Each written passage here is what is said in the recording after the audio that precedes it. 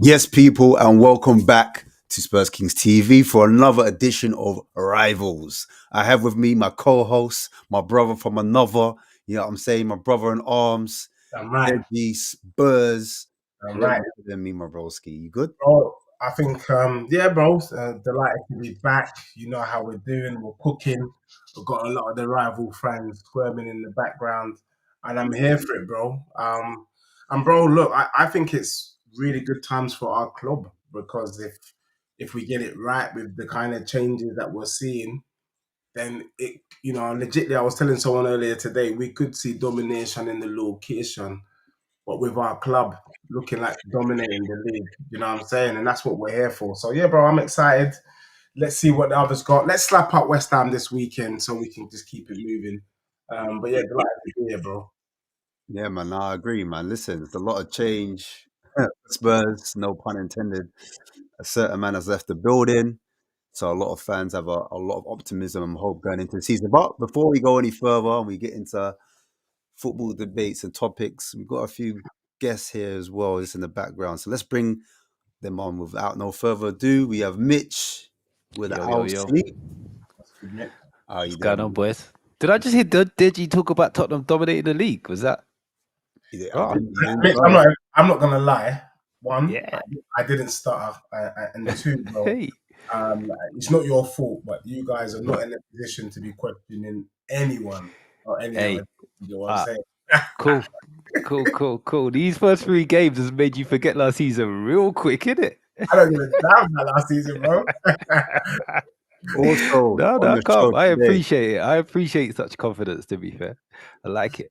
we also have another guest, and he goes by the name of CP Chicks Face. There he is. There's the handles right there: Twitch, YouTube, What's happening, lads? You good? whatever you call it. Yeah, man. Good, man. I'm blessed, man. How you doing? You good?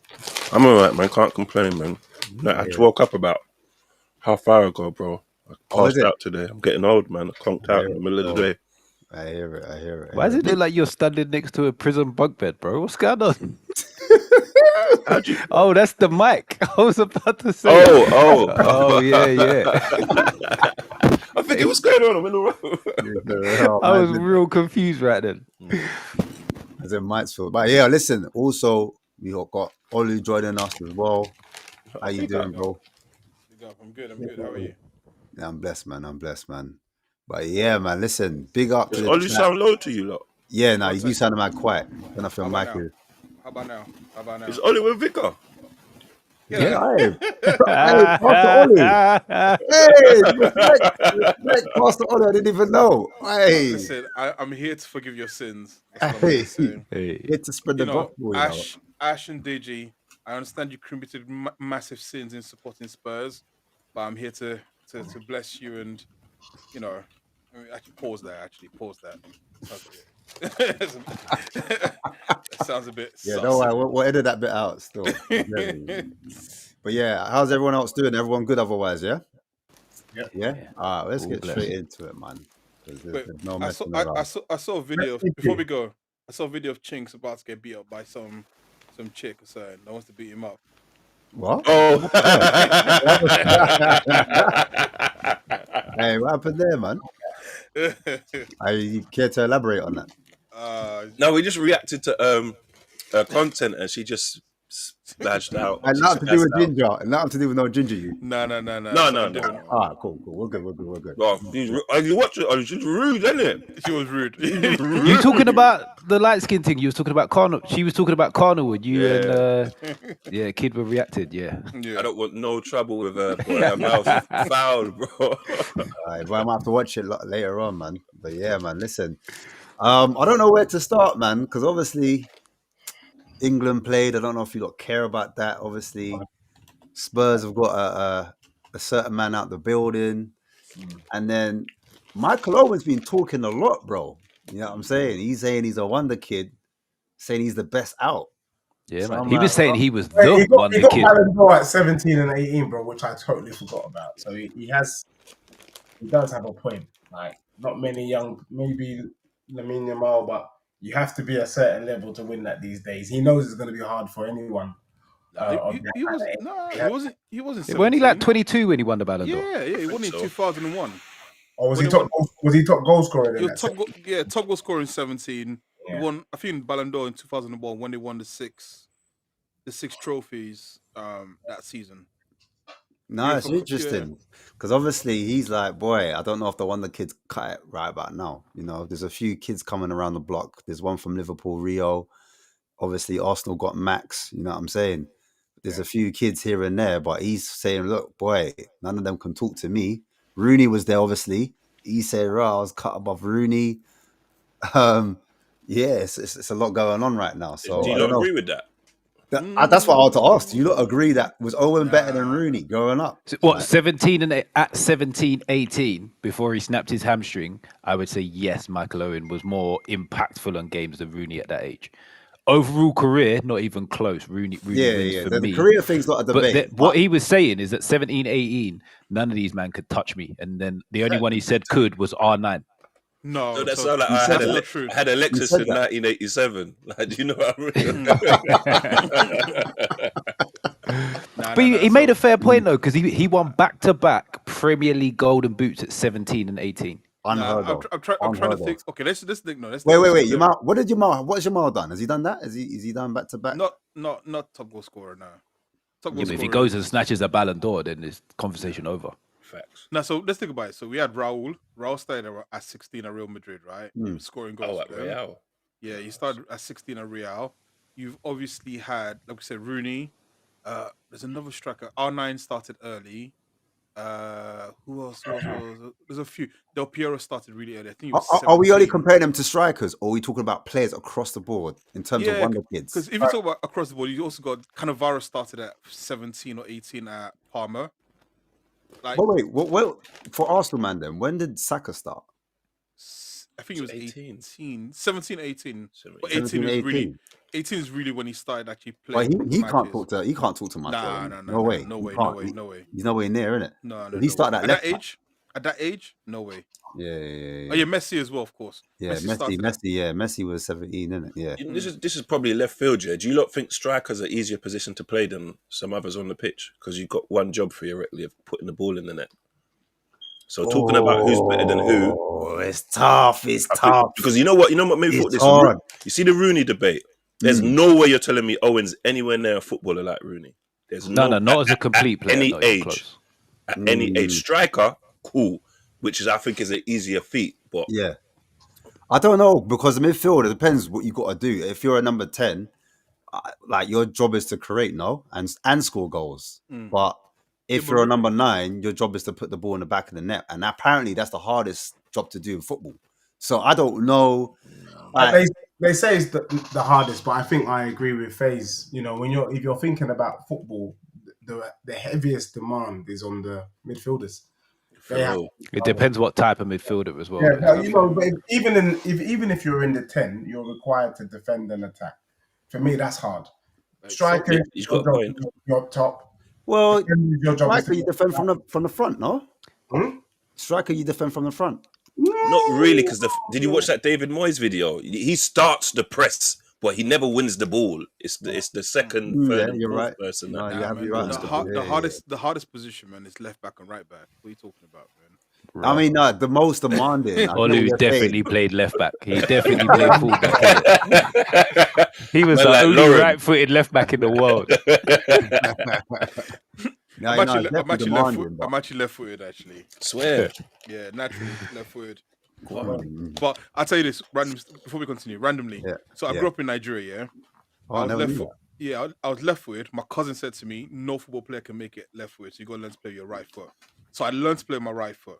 So now when I play football, I dribble on my left, I shoot with my left, but I cross with my right foot. I can only cross with my right foot. I can't cross with my left. I am so backwards right now. Like, Can you shoot with both? So I can shoot. I can place the ball with my right, but power with my left. I can't do either. So I can't hit it hard with my right. I've got to hit it hard with my left. So basically, if I'm shooting my left, it's a power shot. If I'm using my right, it's a curler. So you're basically a striker. I was a goalkeeper. Edison. That was going so well. I was thinking Olu might have been decent. You was in goal. You know what I mean? I was well impressed, Mitch. I was well impressed with that story. All right, quick pivot though. We're going to come back to this conversation, but quick pivot. I want to talk about who's your top 3 strikers in the world right now. If we're looking at Haaland, Isak, and Kane, if those are the front 3, who's the best striker out of those 3, in your opinion? Is Lewandowski still kicking balls? Is Isaac ahead of him? I don't know, but I'm saying, look, boom. If Kane was to come back, let's not forget the word Prem. If Kane was to come back to Prem, who would be who's the number 1 striker? Who's number 2 and who's number 3? Kane, Haaland, Isak. Yeah, I agree. Yes, Same here. So what? No one thinks that in terms of like, because I hear what you're saying, footballing wise, Kane, Kane's just cold. Kane's got better finishing. He can drop into the 10. He can play long balls. He can do a bit of everything. He could probably lose his legs and go and play DM for a couple more seasons and still look class. Mm-hmm. So because he's 33 years old, right? So do you see this good trajectory to keep going on, or do you think he's hit his peak? No. Teddy Sheringham settings. He could go to like 39, 40. Don't rely on pace. His positioning, his finishing, it's getting in the right spot. He's never relied on pace. He'll go as long as he wants to go, as long as his legs don't completely fall off. And that's for me. As a Spurs fan, you've seen him since he was like 21. He's always been slow. But the thing is that he gets his shots off so early, right? That's what catches people out so much, and that's a skill that you will never see him sort of losing. Like his shot accuracy, his shot power is always going to be there. So if you had a choice at you lot's clubs, you would have Kane ahead of Haaland or Isak. 100%. I think they're right. Look, let's just keep it a buck, mate. As someone says, I think if Arsenal had Kane, they win the league. He's that good. And I think the other thing that he has, that he's just always in the right place. I feel like he's sharing in 2.0. Right position, right place at the right time. And these are stuff that you can't teach. You either have it or you don't. And Kane has that in abundance. So I agree with Olu and Mitch. I feel like he can play anywhere. And I think what makes him the best striker is he's a cross between a gunman like a Lewandowski or Haaland. He can do that side of the game. But then he's got some Kevin De Bruyne traits as well, where he can just thread balls. And I feel like that's what makes him an elite striker for me. I hear it, man. So what? Both of you guys would take him, CP and Olu. You both take him at Arsenal, yeah? Kane up top over Gyökeres at the moment. I'd take Isak. You take Isak? Yeah, I'd take Isak. Maybe that's just a Spurs thing. Why would you take Isak? Is it because he reminds you of Henry? Maybe. I don't know. It looks better in the kit, I suppose, or something. I don't know. Yeah, age. Probably age. You get more out of him. The Wenger in me, we get more out of him career-wise. You know who I think would be a good chat for you, FaZe? And you know how much I hate your club. But I think Ekatike would have done a good job for you up top. I actually think he would have been more of a danger man than that brother you got up top right now in your careers. I think Ekatike is a clever... Do you know why we're doing perfect Arsenal strikers? I would have gone Julian Alvarez. Oh, yeah. So wait. I want to go back to what Deji said, right? Because this is funny. And the reason why this is funny is that at the start of summer, everyone was saying if Arsenal go for quote-unquote project striker, right, that Arsenal are not serious. That was the narrative I said, right? So imagine if Arsenal gone for Ekatike. Everyone said, once again, another season where Arsenal picking the wrong choice. Gyökeres was the guy. Everyone has said it. Now we've seen the guy kick football, and everyone's now like, actually, he's not the guy. It's quite funny, isn't it, how the narrative shifts in literally a month and a half. Deji was saying Chris Wood. Disrespectful. That's cold. For anyone who's half decent in the line to do a job. But I think for me, look, we watched Ekatike at Frankfurt against Spurs last year, and I'm not going to lie, he scored a very good goal at our stadium, but after that, I didn't really see much of him. So that's either him or it's the team. But the little I've seen of him at Liverpool, he's almost like he's gone up a level. And I listened to his interview after they played Bournemouth, and he was talking about the fact that he made different types of runs than the German league. He just seems so thoughtful, so intelligent. And since that interview, I've seen how he tried to adapt his game to the Prem. And he's banging, bro. Liverpool's no joke to get in, and he's hit the ground running. He's more legit than I think a lot of us fans, rival fans, probably gave him credit for. So I know Olu said project, but I think he's actually more than the project. And I went as far as to preach with Ekatike, you really didn't need Isak. That's the truth. I almost feel like bringing in Isak, you know, when you have like you do too much and it backfires. I think this could potentially backfire on Liverpool. So you think? Go on, you got it. Go on. I was just gonna say, did Preach like react wildly to that? Because every time I've told him that for like the last month, he's gone crazy. Yeah. I think it's going to be like interesting to find out what their front three is, like what their preferred front three is, because I do have a feeling Isak, obviously, he starts in it. There's no doubt about it. You don't spend that amount of money and not start Isak. The question I've got is, if you push out Ekatike on the left, are we going to get the same return? are we going to get the same player if he's played out wide? You see what I'm saying? As opposed to a Gakpo, who I think is more suited in that position. And then do they end up dropping Ekatike eventually because they still want to stick with the front three? Or do they change their whole formation just to suit Liverpool? Am I making sense?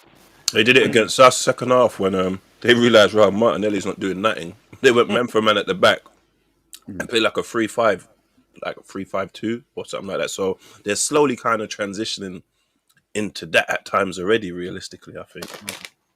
Yeah, with a 2-man up front. Yeah, no, I think the biggest issue is going to be how they figure out the midfield, because there's no way on earth they can not play Szoboszlai. And it's funny because at the start, end of last season, if you ask a Liverpool fan who's the one midfielder who you say like is disposable out of the midfield, they'll say it was Szoboszlai, right? And now, 3 games in, you're starting to look that actually he might be the most important person in terms of just having legs in that midfield. So having to fit Isak, Ekatike, obviously Salah, and then have a midfield still with Wirtz and not have Szoboszlai. And then you still got to figure out what you do with Gakpo as well. The problem is Liverpool fans, I feel like it's weird because Liverpool, when you really deep it, apart from like, in recent history, they've always had like 1 or 2 ballers and then they had like a squad team. Now we're in a situation where some of the comments they're making is very mad. Like everyone is a baller. For them to say that Szoboszlai isn't good enough, I remember those conversations, bro. I'm telling you now, legitly, if Tottenham had the opportunity to take Curtis Jones, I'd have taken him. And I like Curtis Jones. These men are poo-pooing Curtis Jones. I'm like, these guys crazy. I like Curtis a baller. That's the level that Liverpool operating, that they can shoo Harvey Elliott away, they can shoo Curtis Jones like he's a waste man. Like, it's mad right now. Like, for me now, I look at that Liverpool squad and I think that the nearest squad to Liverpool is PSG or Real Madrid, but I don't even remember the Man United when they were dominating, having such a superior team on paper. Man City, yeah, they were winning the league. They did the 4P, but I never felt like every player was pretty much world class, and that's what you've got with this Liverpool team. It's scary right now. They could dominate for years. Man City in trouble because they got mad amount of injuries at the moment. Do you know what I'm saying? And can Man City use that excuse? I mean, no one can really make that excuse, but especially Man City with all the money they spent. It's not an excuse though. No, but CP, if you listen to Man City fans, they always say, injuries are an excuse. You guys are using that's just to shoot at us though, alone. Exactly. Man. But that's what I mean. So sometimes, like, you know what I mean? Like, pointing the gun back at yourself, innit? Sometimes you got to be the change you want to see, though. Man. I hear that.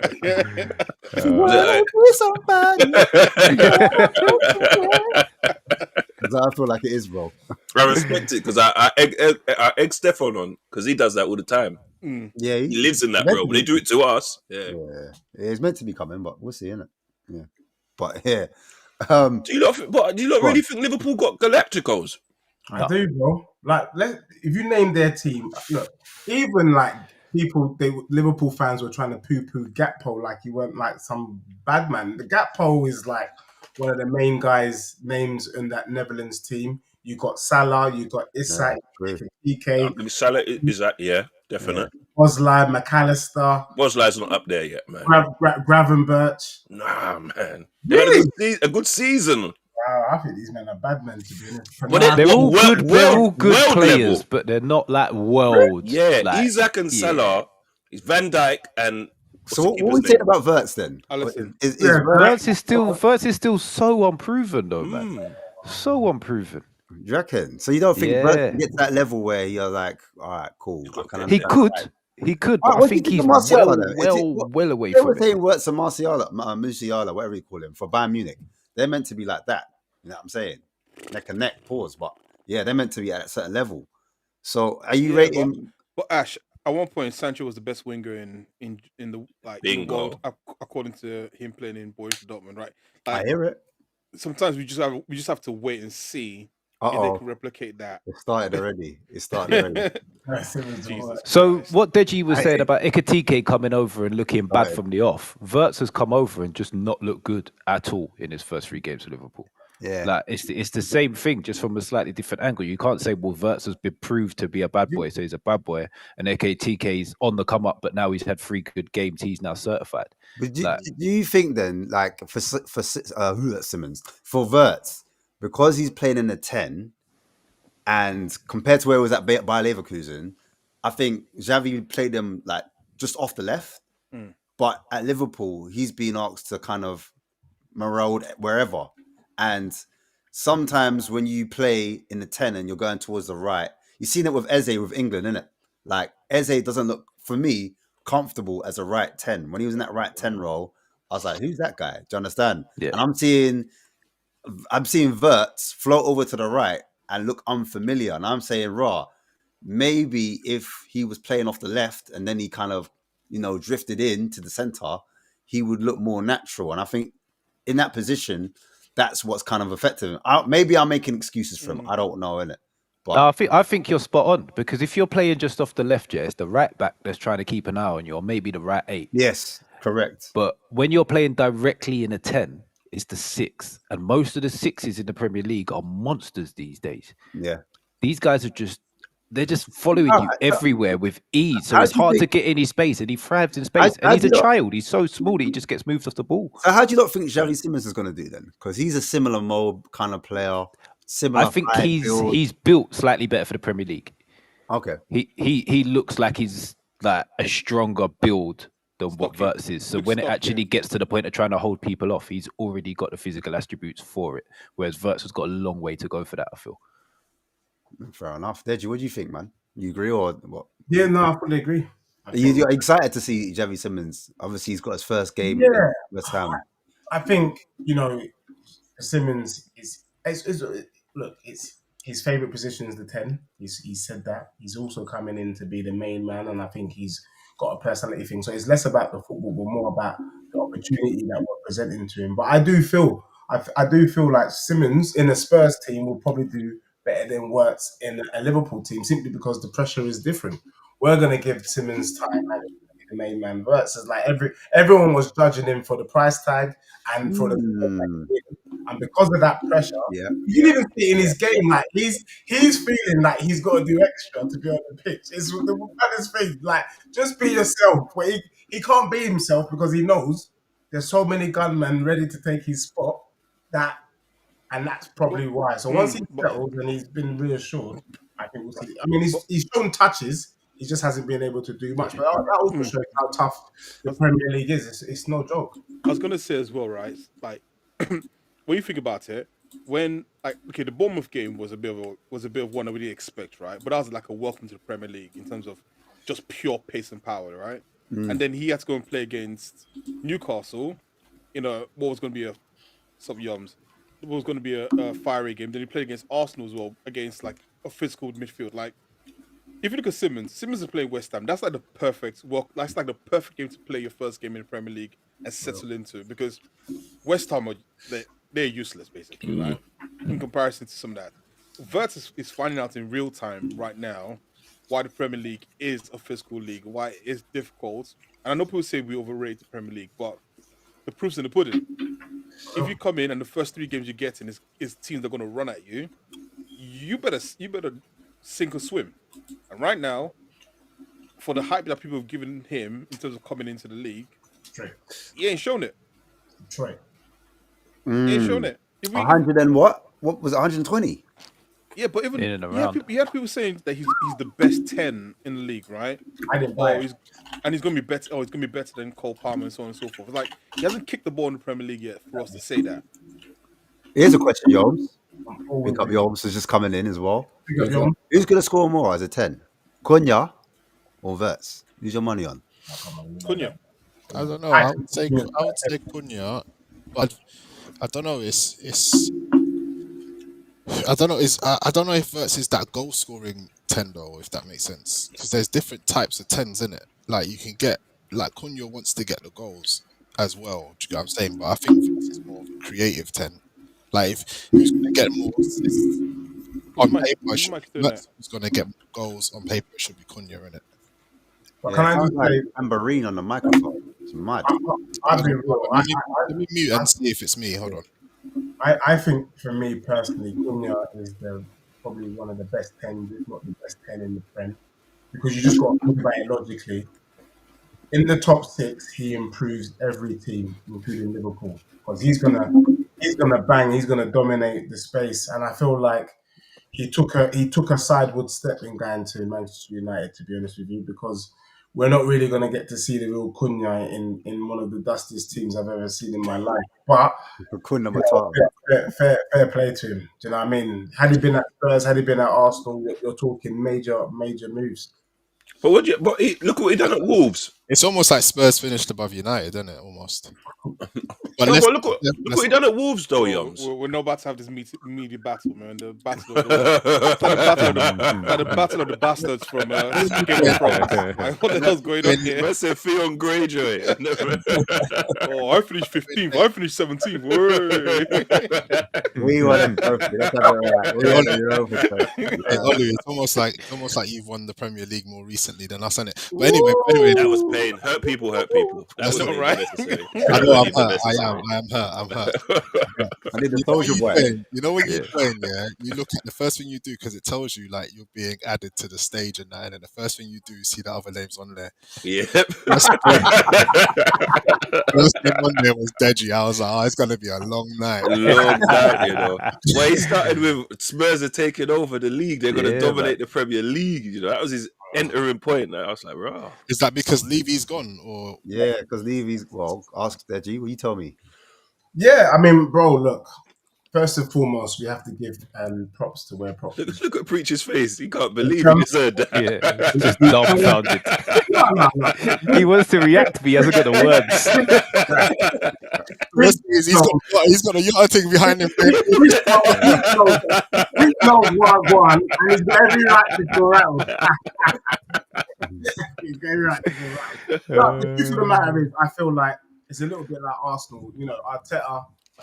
Levy took Spurs as far as he could take Spurs. He's a businessman, and he's one of the best businesses in world football. Tottenham off the field is a fantastic club, and I almost go as far as to say it's probably the best investment in world football.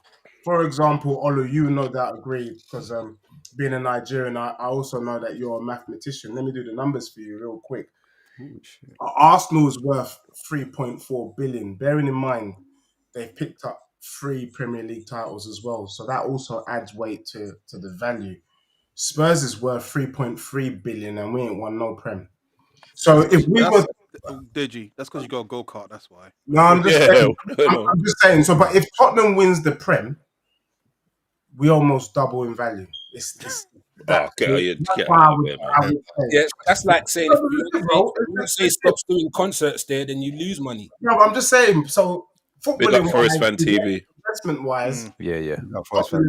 Big up Wolfie and all the Forest fans that have just jumped in the place. Yeah. Big up. You're gonna talk to them, all right. Levy going and allowing us to make room for some Qatari investment. We get the right investor who's ready to push our wage bill. Double our wage bill, because our highest paid player is at 200 grand. We're ready to bring in our first £100 million player. Then it is literally long for the rest of the league. And that little segment where I talked about Liverpool dominating would be short-lived, because Tottenham would become the world force in the football world. I mean, we become Real Madrid of the Prem, literally, if we have the right. Listen, I know how do you say this stuff with a straight face? That doesn't break character once, you know.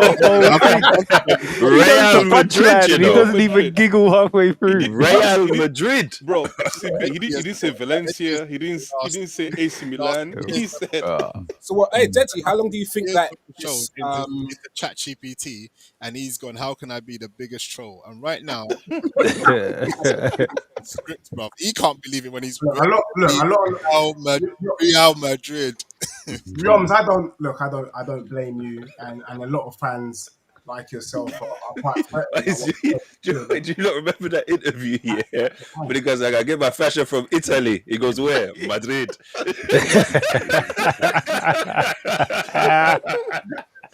Hey, big up Wolfie Ray, big up Forest Fan TV. We've got Ant here as well.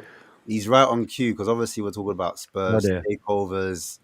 I meant to hear some news about some takeover as well. I don't know. There was some breaking news meant to be happening around 10:30, but Qatari, innit? is it Qatari? Is that the Qataris? Okay. Well, we really don't need another state coming in over our football, do we? I understand why Spurs fans would get excited about it. I would be excited about it if they're taking over my club. But from an overall point of view, from watching football as an overall, no, it's not good news, is it? You've got Man City, you've got Newcastle, you may have Spurs. Where's it going to end? In 30 years' time, what we're going to be looking at the Premier League? Just all foreign states owning the clubs. Hey, what did they say? If you can't beat them, man, I just said I'm jealous. If it was Forest, I'd love it. All right, but it ain't happening. Yeah. I thought we closed the door behind us. I thought that was it. Two are done. I didn't think any more were allowed. But yeah, sorry, Mr. Forrest, and you carry on your monologue. Sorry, you carry on. No, that was it. Because they say I just dropped in the point where you're talking about a takeover, and I'm quite frankly, I'm getting a bit sick of it. As you may be able to tell, I'm probably a little bit older than some of you guys, and I can remember football when it was pure. You know what I mean? So, when teams like Nottingham Forest could win European Cups and stuff like that, they were good days. But and I would say though, you kind of look. I agree with you, and you said, look. It was polite of you to say that. If it happened to you, hold on, wait. It kind of happened with Macaroni, Macaroni. No, crazy. No. Deji. Even better yet, didn't Forest break the world record when they bought Roy Keane? No. Trevor Francis was the first £1 million player. So it was fine when you guys were breaking records, right? But now if people want to break records, now you got a problem. See, I've got memory for this thing. You're being unfair there, fam, because he never said about states. He never said about breaking records. Being old. Why are you helping him out? Yeah, all Olu just said there is I'm old too. Held by state. Never be. Yeah, but I just wanted to ask Deji, when do you think this new structure will start taking place, like when it's world domination? And again, Preach, you're right to ask the question because obviously it would impact. They're going to win something in 2 years. True. Look, as soon as the Qataris decide to pull the checkbook out and pay for Spurs, that's when I see the domination in the location, where we dominate football for the next 5 to 6 years. That simple. We can bring in the players. We've got the money. And we'll surpass you within 2 seasons, bro. That's like. Do you enjoy being this guy? we hear that all the time, innit? Like, no, but with proper investment, bro. If we it's a wrap. The thing is, the money thing is it's too late now. You should have done that maybe 15, 20 years ago when no one had money. Now there's more clubs, so it's not that kind of. We've got money, just not allowed to spend it. Yeah, you can. You just also your business ain't right. Don't Spurs spend? Are we spent 200 million money? We spent 200 million this close season. That's not bad for a little club, is it? I don't get like. Do you reckon 400 million will help? Like, 400 or 500, bro. We should be able to provide a wage bill where we can afford to pay a player 300, 350 a week. Whatever. Who the fuck do you think you are? We should also be able to pay 100 mil for a player if we want to. So I get it. It ain't tricking if you got it. I get it. No, but are you allowed to spend that much? Yeah, as long as it's in the PSR rulings. Yeah. Make sure you get it right, though. Yeah. Get a couple of them wrong and you're in trouble. 65 mil for Solanke. You got Sancho sitting there on 350 bags a week doing nothing. Hang on, there's a few chats coming in. Comments coming in. Can I ask why people have such a bad time with Marinakis? Because he's a gangster. This is a Spurs channel. But it's not, is it? What do you expect? What he is a guy that's come in to an unfashionable club and said, I want to make this club win things, and you lot don't like it. It's as simple as that. You don't. How dare you have the audacity to come in and upset our little private cartel, our little apple cart? That's not right. We can't have this big mouth creep coming in. You tell me one thing he's done wrong. He's done nothing wrong. All he's done is protected our club and projected our club and given us a chance to actually achieve something that we've not achieved for a long, long time. And we worship him. And I tell you what, all you lot with your Daniel Levy's and your God knows who else's would kill for it to have an owner with the ambition that guy's got. I think you're projecting. I don't hate Marinakis. I don't hate him at all. I don't like how he's treated Nuno, and I think that walking on the pitch last season, those are the only two things I have issue with. That's the only two things. Everything else I'm fine with. The problem. People believe the media narrative. Have you not worked out yet? The media is a pile of shit and just lie all the time for their own agendas. He didn't come on the pitch and bollock Nuno. What happened was Taiwo Awoniyi had gone into a post and split his insides of his stomach open. He was near to death. He was near to death on that pitch, and it took ages for him to get the medics on. And what Marinakis was saying was, what you could see him pointed towards the Trent end. What was all that about? Why wasn't he on the pitch quicker? So that was why he was on that pitch, not to bollock Nuno, but to ask why the hell it took so long to get treatment for Taiwo Awoniyi. But why it took long to get treatment for him is nothing to. But the length of time it takes to get treatment to a player is absolutely nothing to do. If you watch it, if you watch it, he's actually walking across to the other players and he sees Nuno and turns around to Nuno. Nuno's the manager. Who else is he supposed to ask? One of the players? You got to hire better. You got to hire better physios. Yeah. To be fair, now the guy's been sacked not that long later, it still doesn't look good. The optics change again now that he sacked him as well. By the way, narrative about Mr. Big Bad Wolf Marinakis, and yet I defy anybody to tell me anything he's done wrong. I'll tell you. Ash, do me a favor. I just sent you a video, yeah? Can you project that and tell me what's that got to do with someone splitting their belly open? And I'll tell you why. Because he's trying to break up the cartel, and I don't like that. He also spat at a referee once. What are we doing here? No, he didn't spit at the referee. He spat on the floor as the referee was going past. This is all happening a little bit.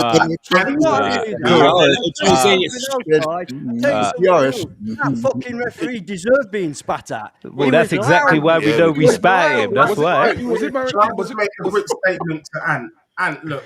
I understand that from a forest. I will back my owner. I get that, and I respect that. Just like we can't back him blind. That if you had Qatari money, you would shake your bum too. The one thing I would say is that the treatment of Morgan Gibbs-White was absolutely disgusting and disgraceful. You can see that Morgan Gibbs is shitting himself, almost as if you think he was actually physically afraid of Marinakis, and he's had to back down. You think he was physically afraid of Mr. Marinakis? I think so, bro. No, he weren't physically. Most probably financially. Can you play that? Ash? Because I just put up Marinakis walking on the pitch. Lots of occasions where I've seen lots of occasions where there's been a release clause, and what happens is the team goes in, they pay the release clause without even talking to the club. And the job's done. What did it happen with Spurs? What went wrong? What did Spurs do wrong that didn't enable them to complete that transfer? Now, if you meet a release clause, you meet a release clause. Like there's So Mr. Marinakis couldn't have stopped it. No.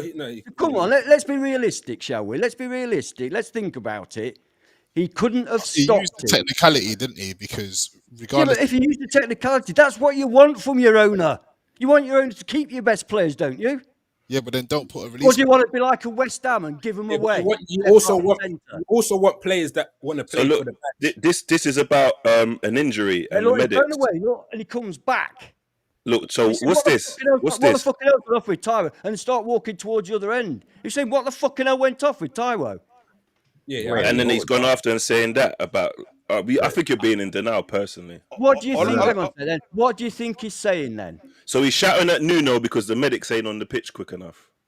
Yes. No, he's not shouting at him. He's saying, what the fucking hell? You got a player that nearly died. He was on the operating table. He actually went into a coma. Right? He actually went into a coma. That's how bad that injury was. I'm not denying that part. I'm just saying when he came on the pitch and started speaking to Nuno, He was angry. He was angry. You talk, and I'll wait for you to finish, then I can talk. Go on. All right, mate. Yeah, he was angry. And if you look on that, I can't see him saying, "You're shit, Nuno. You're crap. I'm going to get rid of you." Not only that, he didn't get rid of him. We just I'm not trying to guess the words he's saying. All I'm saying is the only two things I think he's done wrong is walking on the pitch with that thing with Nuno, and then the other thing about sacking him. I'm not telling you what he said or none of that stuff. Do you know why he was sacked? Do you know why Nuno was sacked? I never said I knew when he was sacked. I'm just saying those are the two only things I disagree with. But you're going into the reasoning for them. I'm just saying I disagree with them. You're saying that you're disagreeing with them without actually knowing the context in which in the way they happened. So Nuno was sacked because he criticised his owner, he criticised the system, he criticised everything we were doing at Nottingham Forest. He was saying that he's angry with he doesn't talk to Marinakis anymore. That's because Edu's there. That's the way the structure works. There's Marinakis, Edu, and then the manager. He wouldn't accept that. He wanted direct contact with Marinakis. So Marinakis said, well, that's not going to happen. So Nuno got himself sacked by saying things that none of you lot would accept from your managers. None of you would accept what Nuno said from your managers. It was a disgrace. None of us wanted Nuno out. We all love Nuno. But when he said that, you look at the Forest forums now, they'll say, fucking get rid. What did he say? Sorry, You can't do that. You can't undermine your own club and your own team for your own self and ego. You can't do that. What exactly did he say? That's what I'm trying to understand. What exactly did he say? Right. He started off in August saying that, and we don't blame him for this, right? I don't think we none of us think he should have said it in public, but we don't blame him for it. He said the team's not ready, the club's not done what they needed to do. We haven't got the right players. We haven't got enough players. This is just before the season starts, 2 weeks before the season starts, right? So you don't want to hear your manager saying that. So but wait, hang on. The reason for that was because of this Europa Cup thing. We couldn't make signings until we knew which cup we were in. Surely that makes sense. Yeah, that does make sense. Yeah. Right. We then brought in Douglas Luiz, James McAtee, Bakwa, Callum Uendo. We brought in all these players, good players, and Doy, all these good players, right? And he came out just before the Crystal Palace match. And he says it's not right. There's something not right. I don't talk to the owner anymore. There's somebody in the way, and all this lot. He said quite a few things that a manager shouldn't be airing in public about the structure of his club and his chairman. Just to hold you there, and if you can admit that he shouldn't do that, can you admit Marinakis shouldn't be on the pitch? Listen, because it seems like you're defending blindly at this point. Yeah, I probably will defend him blindly. The way I feel about that is I don't care because Marinakis is number one. It's his club. He owns the club. He can do what he likes. And so far, he took over in 2017. And all we've seen since he came in is just progress. We're now buying players for 40 million quid odd. Before we came up, we bought Sam Sturridge, an attacker, for 2 million quid. We went crazy. 2 million quid. Our club spent 2 million quid. Can't believe it. Oh my God, he better be a success, otherwise we're going to be bust. Right?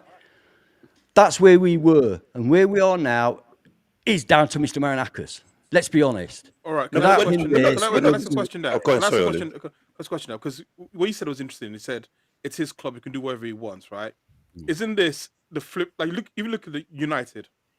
If United fans say Glazers can do whatever they want, is their club, like, we would go, well, look at the way. I mean, basically, the success is making you blind. Yes. And which is fine.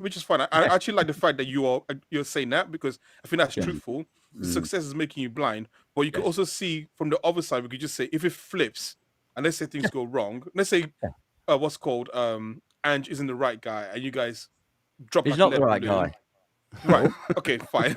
But let's say you drop like a lead balloon. Would you also still say, like, it's this club, or would you say actually no, Forest is the fans' club? Because it's the frame of it just sounds a bit weird to me. Well, at the moment, as you quite rightly say, it's been pretty much all success for us. You know, we defied the odds by staying up. We defied the odds again by having points deductions and still staying up. We defied the odds last year by getting 7th and getting to an FA Cup semi-final. Okay, so at the moment, everything's going smoothly. Of course, with football fans, whilst things are going well, you support whoever's doing that well. But we're not stupid. If it all went to shit and we got relegated and Marinakis was messing about, well, we're not going to be blind about And can I ask a question? Do you think that your head of football, your football director in Edu, do you think that your previous manager Nuno fell out with him as opposed to Marinakis? 100%. And that's the reason why he ended up exiting, because he might have asked for a particular or specific type of player. Because a lot of these players, I'm looking at them, I'm like, are they Nuno type players? No, they're not. I'm like, was a deal struck with Ange before? Do you know what I'm saying? Because there's a lot of attacking players in there. Yeah. I said all along. When Ange is in charge, just one sec. When Ange was in charge of Spurs, we were linked to McAtee. You get it? So I'm looking at it thinking, wait, all of a sudden. Yeah, and when he was at Arsenal, he was linked to Douglas Luiz. Okay, and Zinchenko came in literally last minute. Well, he's an inverted left back, as we know, which Nuno doesn't play, but we know somebody that does play inverted left backs. So yeah, of course, Mr. Marinakis is not going to start a manager without having somebody in place, is he? So would you say then that Nuno is well within his rights? Because if all those conversations were probably happening right at the start of the window, and he's probably caught wind of it, he's well within his right to say something ain't right in the club. Because basically, you're throwing me under the bus. You're having this conversation. You're bringing these players that don't work with my system. There's a guy who you were pictured with on holiday having a meal with. Yeah, who's I agree with obviously all that. free. So I mean, if I'm Nuno, I will crash out. Nuno, but Nuno could have kept his job had he just kept his mouth shut. Yeah, but I don't think he wasn't going to sack him. He wasn't going to sack him, but he gave him the opportunity to sack him. I think you need that is such a gangster line, by the way. Well, just do as you're told and keep your mouth shut. If If it ain't right, I don't care. Just shut up, do your job. The days of managers are long behind us. They are now head coaches. You do what you're told. Here are your players. You do what you're told. And you know what the thing is? You know what the thing is as well? Because you're damned if you do and you're damned if you don't. Because if you don't speak up, you end up with the Wenger treatment, who's coming out every year saying we're competing, we're doing this, and you know that we're having to sell our best player. And then you write your book after and you say, bro, we were broke. We had to finance the stadium. So you're damned if you speak up, because men say you're speaking out against the club. And if you keep your mouth closed, you're still going to get assassinated and crucified and disrespected. So it's a lose-lose. Let's talk about the guy though, isn't it? Everyone wants to know about. And the guy goes by the name of Ange Postecoglou. Boy, this is going to be hilarious. Can we talk about Ange Postecoglou for a minute? I just feel like those three is a fight in a boardroom waiting to happen. Oh yeah, Ange, Edu, and Marinakis. Yeah, that is one. You got Edu's not like that though. Nah, I think he is. I don't know about Edu. I think he's got it in him. And Ange, as you've quite rightly pointed out, Ange and Mr. Marinakis are best mates. They go on holiday together. Could we stop calling him Mr. Marinakis? That tells me he's a gangster. That tells me he's a mob boss. Pure respect, mate. Pure respect. Honestly. Was it Ange, but Mr. Marinakis?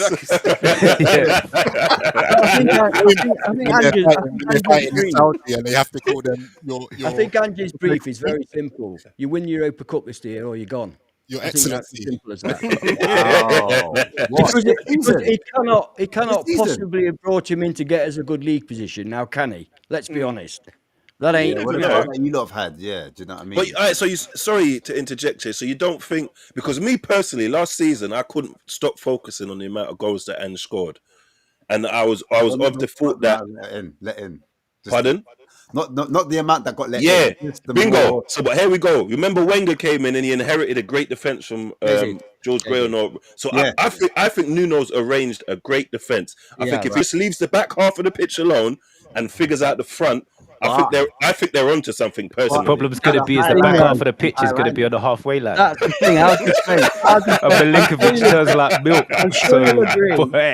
I'm sure you'll agree. Our defence is one of the better ones in the league. Yeah, when they're defending the edge of the box. I just worry that he's gonna try and make Milinkovic run back from the halfway line, which is not his strength. Kane did to him. Kane's got no pace. Imagine. It's not his strength. Let's put it that way. We've got a couple of fantastic right backs, but neither of them invert particularly. So there's that. That's why I'm saying my this. worry. I'm being honest with you.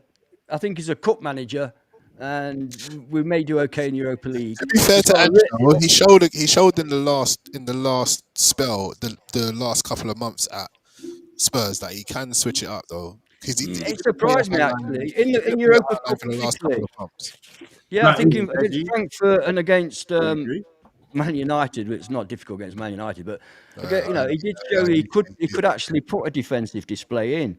So maybe we're all wrong. Maybe all I'm saying is this, right? I'm just finished right now. If you're a betting man, I'm not.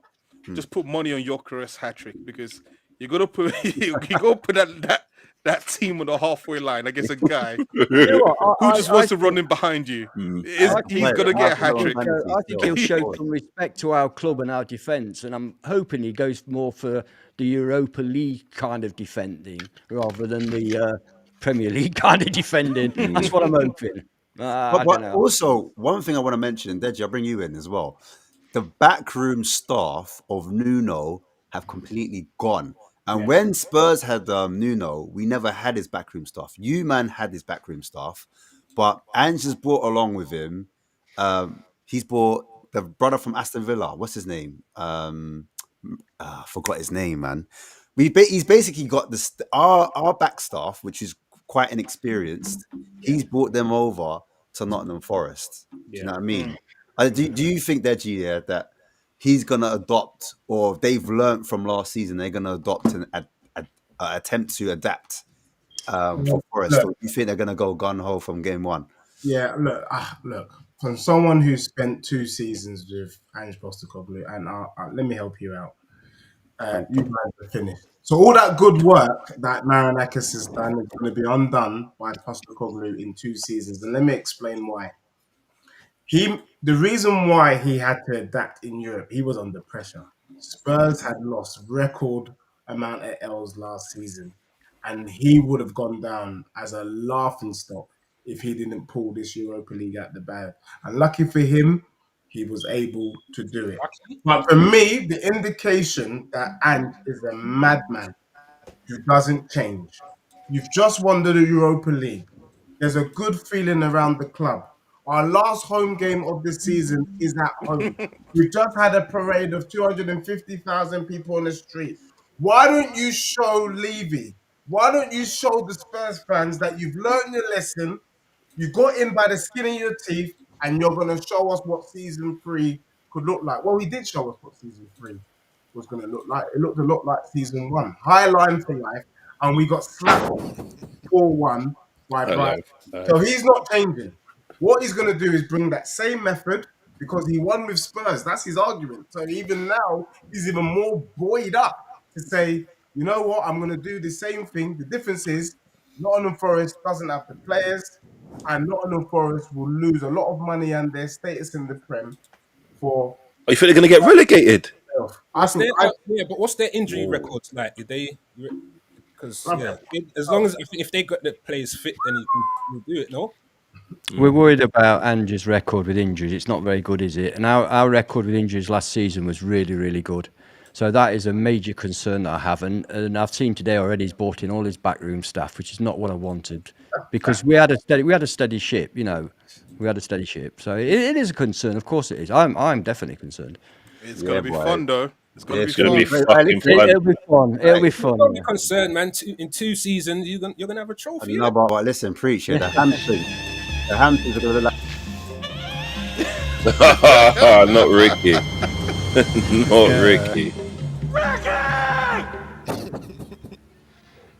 Can I just respond to this brother that pretends to be Romeo in the chat? Romeo, you are the biggest knob I've seen in the comments in 3 years that I've been doing this. So shut your mouth, you fucking Donkey Kong. Now, the reason why he had to focus on the cup and not...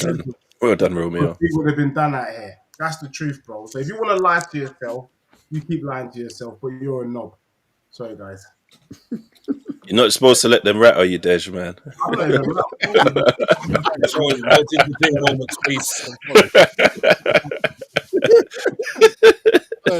You preferred Jose? Huh? Who? Would you have preferred? Romeo.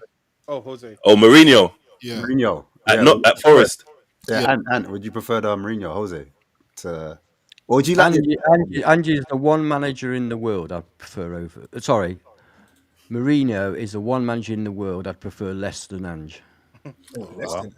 Because Is it? Why? I don't think he'd be any more successful, but at least with Ange it's going to be entertaining, isn't it? The football's going to be entertaining. Yeah. Is that where you're at though? Has Nuno been so boring that you just want entertainment now? No, I wouldn't have got rid of Nuno. Okay. But having said that, the writing was on the wall because Mr. Marinakis said at the beginning of last season, after Cooper, who was awfully defensive. I mean, really, really defensive. So wait, Ant, are you Ange out already? Oh yeah. Oh wow, he ain't even had the first game yet. I know. It wasn't even I Ange. understand the logic though. Hey, I might be Ange in after the first game. Who knows? No, I hear it. So I was gonna say, like, how many games do you give him? Because some people give. No, I'm realistic. You know, of course, I want the guy to do well. He's my manager. You know what I mean? But I just don't have the faith from what I've seen with my own eyes over the past year at Tottenham. I just want to call him the worst manager you've ever seen. Yes. In the Who, Premier League. Ange? That's what I've heard.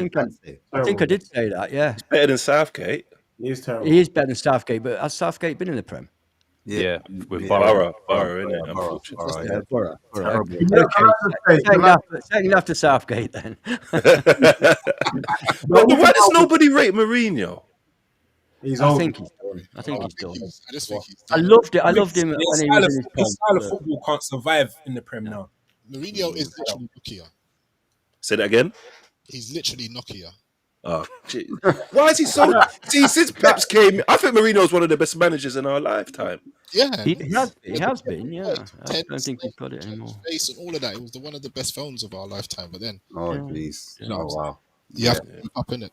Yeah, who's playing This- Snake this now? was Who's playing Mourinho. Snake today, Yoms? Isn't it? For real. The issue with Nuno is he played boring football as well, which is, when you're winning, you don't care. You really don't. Trust me. Spurs fans, trust me. If you're winning, you don't care how boring the football is. But if you're not winning, like happened for the last third of last season, it's just turgid.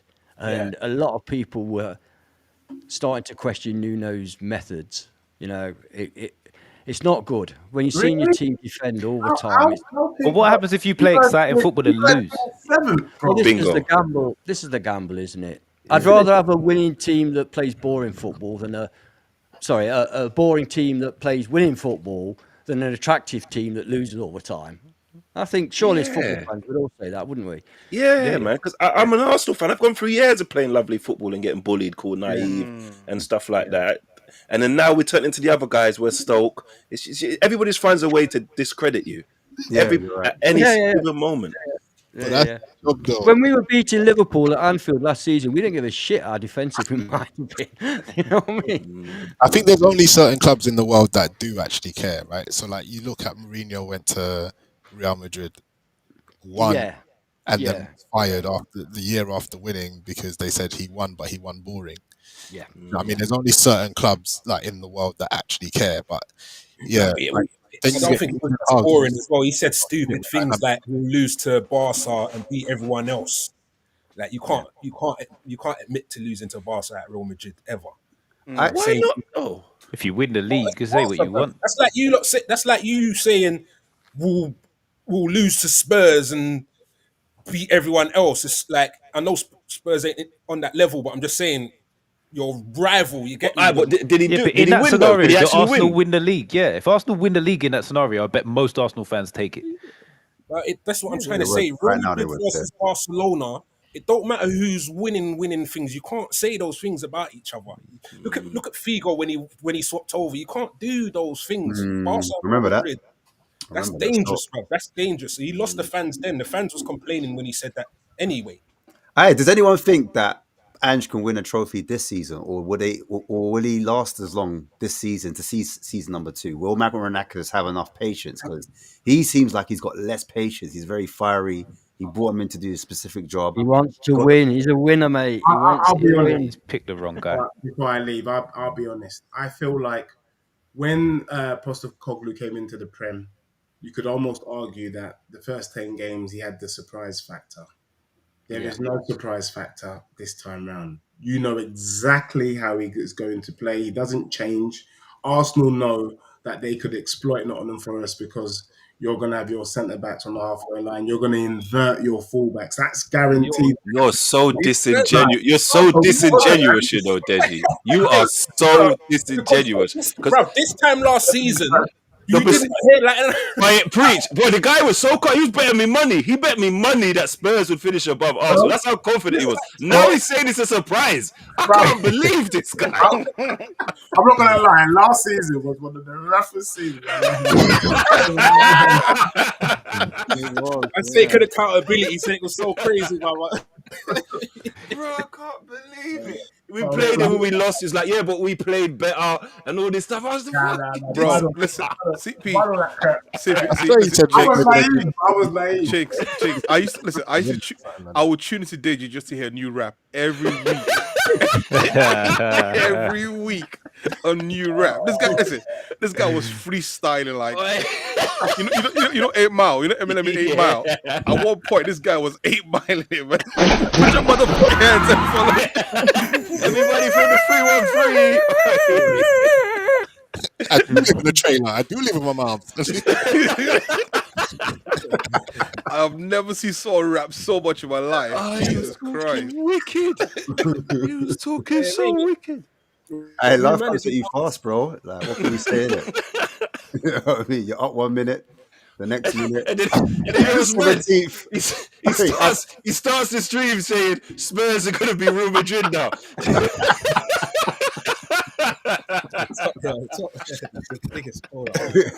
He's the GOAT. Whatever this thing is we're doing, he's the GOAT. Hey, it's crazy, man. What can I say, man? I appreciate it. I'm starting to side with Deji, though. Romeo's on a mad one. Still out in the gym. Yeah. Hey, Deji wants to do this to him, man. He wants to just give him the drop kick. Hey, Deji, have you spoken to Wolfie yet about Ange?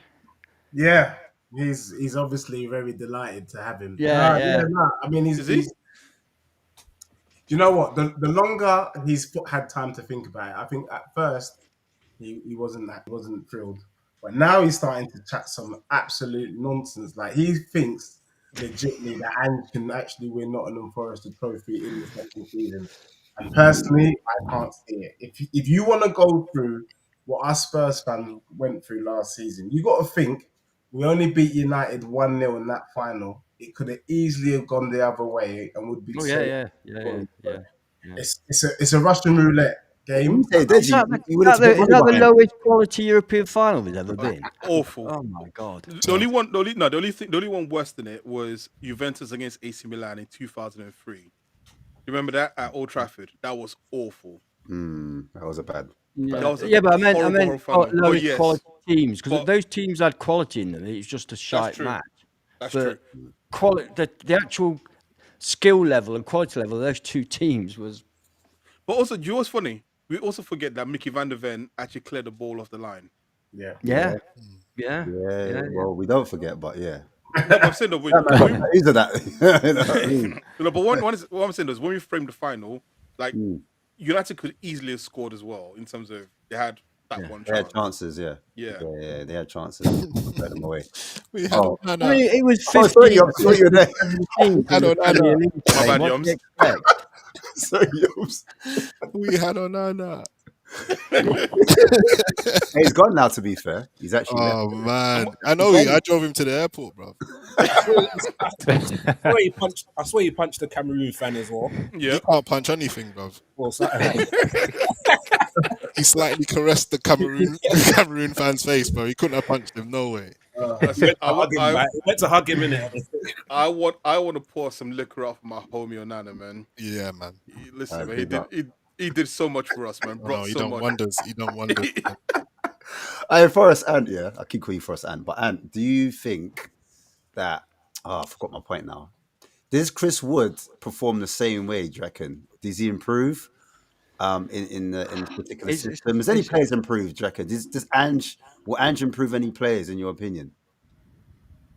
No, I don't see what. No, it's crazy. I was waiting for the headshake. I was waiting for that headshake. What's going to be sick under Ange? Yeah. Dude that was forced to stay. Morgan Gibbs. Yeah, he's going to be cold under him. Yeah, but we're all hoping that in January he fucks off for about 80 million quid. That's what we're all hoping, because he's shite. You reckon? Wow. Yeah.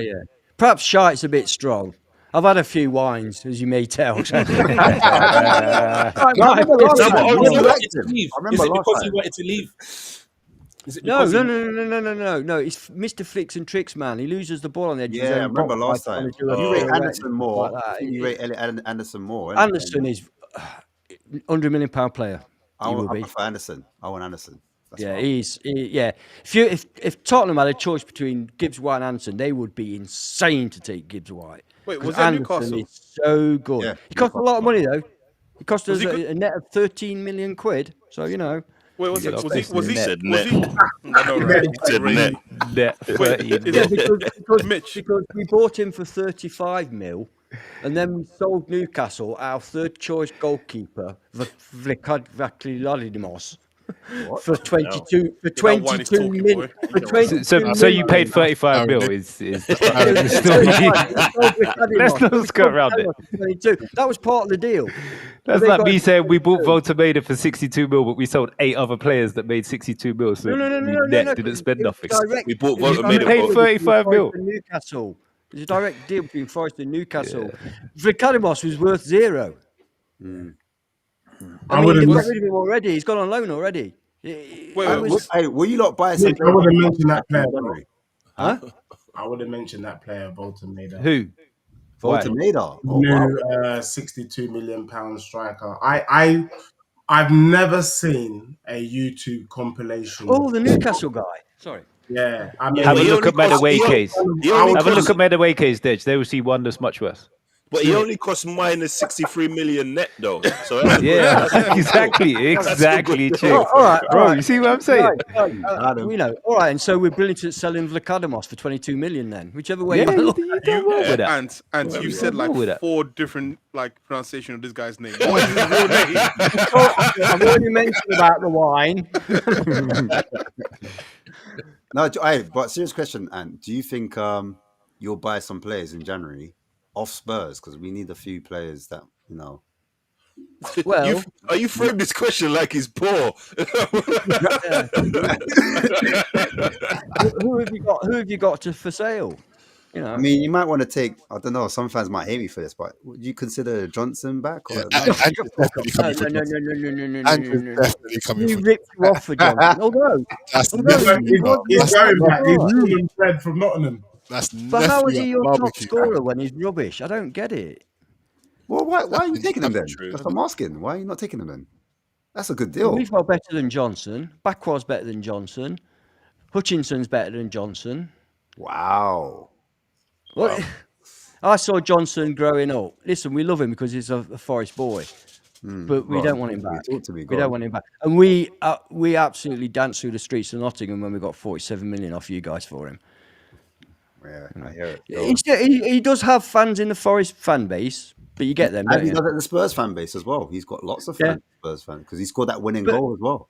Yeah, I know. I'm a little surprised how, from outside, it appears that not a lot of Spurs fans rate him. Do you know what it is? And Deji, I don't know if you can relate, but other than scoring goals, which is the hardest thing. I know, yeah. The hardest thing. We've already spoken this, innit, in terms of strikers, innit? But yeah, and we said, what's the harder position, striker or midfield? If you take away Johnson's goals, which is a big thing, I know, but other than that, you're like, what does he actually do? Like, what does he bring to the team? Do you know what I'm saying? So hey, I know exactly what you mean because it was exactly the same for us. It's like he's got all these goals, but he doesn't tackle, he doesn't dribble. Doesn't tackle. You know, he's not fit. He makes one run and then he's blowing. Yeah, he makes the wrong decisions. But he keeps getting these bloody goals. I'm confused. But this is the player that Ange wanted. Ange wanted Johnson. I remember we sold Kane, and he took that money, and he was like, "Bring me Brennan Johnson." The last week of the transfer window. So listen, guys, do you know who you just described? Who people say is actually a really really legendary player? who? Filippo Inzaghi. He could not run, he could not dribble, Yeah. he could not do anything, but he could sniff a goal. Sometimes, you just gotta have players who could just do one thing, which is find the back of the net. Yeah. Yeah, because Pipo Inzaghi to for Brennan example, Johnson's that wild. cup Yeah, I'll forgive you that one. final, I almost got won. you. I almost had you. I almost had you. You did not. I almost had you. You did That cup not. final you won. Had Johnson not been there, you may not have won it. Exactly. True. Crazy, but it's crazy, isn't it? Yeah.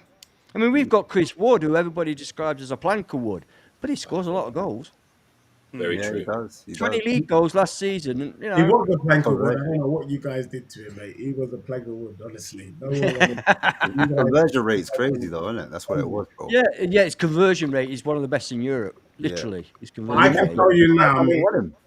that Voldemade guy that you bought ain't better than Chris Wood. I watched his YouTube shorts, bro, and the guy is one of the slowest players I've ever seen in my life. Who's that? I don't know what he's bringing Voldemade. there at 6'9". Do you go Oh, you're on about he's terrible, bro. again. And that's Remember what, you paid a similar amount for Dominic Solanke. He makes that Voldemade makes Solanke look like Didier Drogba, bro. I swear. He's shit, man. We'll see. I hope we We'll don't see come it. for him in bloody January. Oh God, Yeah, that's what I'm he's an saying. Ange player, isn't he? Yeah, he's an Ange player because he likes the. I don't know if he wants Wood to drop in.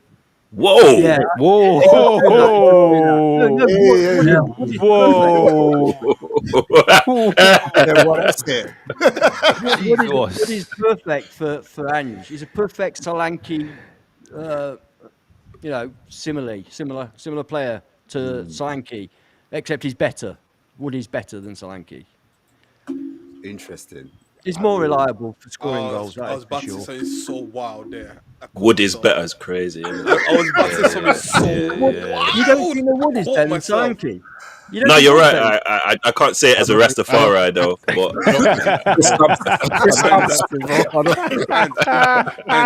And you say you prefer Wood, yeah? He's just gonna revert to first names. Christopher is better than Dominic. It's the only way I'm saying that on this show. After 3 years of having Wood. Oh, no, come on, no. This is going too far now. But take his wine away. About all the innuendos, you know what I mean? You know it all. 1,000 times. Hey, crazy. I love the show.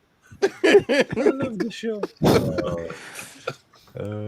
Yeah, hey, I'm gonna go back to England if you don't mind, innit? I'm gonna switch back to England a little piece. Deji, I know you got a bounce. Thank you, guys. Peace there, G-Man. Peace, bro. big up I'm Dej, not talking man. about Noni Madueke now, so don't worry, you can cut. Yeah, Noni Madueke, man, for England. Black excellence. Very good. Hey, like, raw. Don't do that. Black excellence. You Can he what? Can he produce that like an You Arsenal? was Madueke out 2 weeks ago. Yeah. Bro, I said, if Madueke is the answer, what is the question? Now look at me. The thing is, he's done it for England as well. It's not even in an Arsenal shirt. That's what He's I was been saying. alright for us though. He's done Noni Mediweke stuff for you. Like he beats his man very well, and then he puts it out for a goal kick, or he kicks it into the fullback. That's an improvement for our left winger. Do you know what I mean?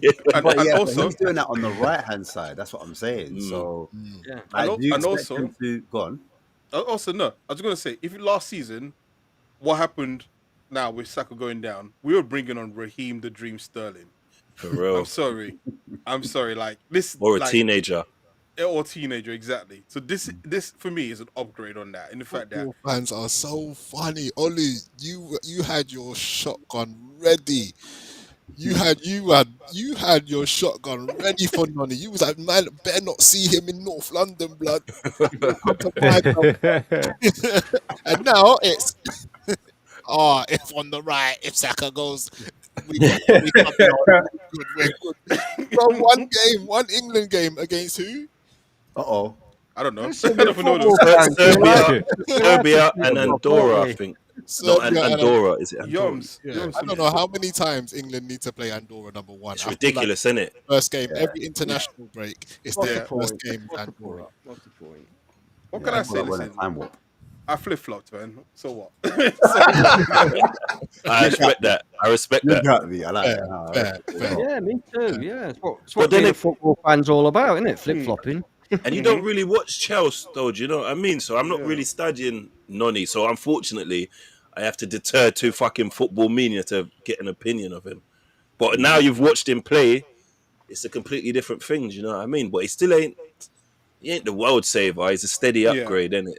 I suppose. Like I said, if it's Sterling or Noni, and we're not talking about prime Sterling, who I never really liked because I thought he missed too many goals in the back post. Right? I always thought there's a 7-minute compilation of Sterling missing chances. That's crazy when you think about it. That's cruel. No. 7 minutes. Let's not do that to Mr. Sterling, because listen, man, this guy's don't do this. no. Don't do this. I'm gonna stand up for Sterling a bit. I feel like as if he gets. I don't know why this guy gets such a bad rep. He's had one of the best excellent careers in Premier League history. One of the best what, Yoms? One of the best careers in Premier League history. Yes. But that's my argument, though. He's had a better career than Sterling, right? And No, he's been impactful at every team he's been at. So I don't get Apart from why. Arsenal. Not Arsenal, not He's Chelsea. on his way out. He's on his way out, but he's gonna warm the bench. He's gonna try when he comes on. Fair play in it. But prior to that Arsenal move, we can't be shitting on Sterling. This is one of the best Premier League players we've seen. Period. Best careers and resume, but as for footballing ability, I think we done this before. We said the Jay-Z and the Nas thing. You know, they say Nas is a better rapper, but he had poor beat selection. And Jay-Z, he's had a great career. He's picked his career well to go to the clubs at the right times. And I'm not saying his career is respectful, but I just think his talent and him, I don't think he's. I think his resume is better than his talent. But you don't get those moves being rubbish, though, do you? You don't get those transfers being crap. I'm saying because if you're crap for one transfer, if you're crap and then it doesn't happen again, but look at where he's been. He's been Liverpool to City. That's it. Everything else is downhill. Chelsea and Arsenal downhill is his resume. No, I'm talking Chelsea's about downhill though. Chelsea's downhill. You don't get. That's when he started. Liverpool City, that you've gone up. There's only one way. Yeah, Yoms. Let's have a listen. Yoms. Club being crap. Do you get what I'm saying? Let's listen. Yoms. I'm going to say as frankly as possible.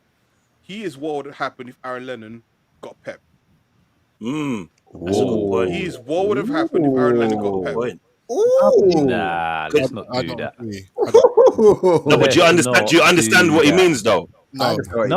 Sterling was one of them young wonder kids that was on a level just below the Owens and the Rooney's. No, he was not. Let's not do that. So was Gideon Zelalem. How old is he? 18 when he came? Lennon didn't have the same impact as. I remember this. I remember this. For Lennon was more Madueke than he was Sterling. He'd run past his man and cross it into the first defender every time. That's what the game needed then. Lennon might have had a 1-2 good seasons, fam.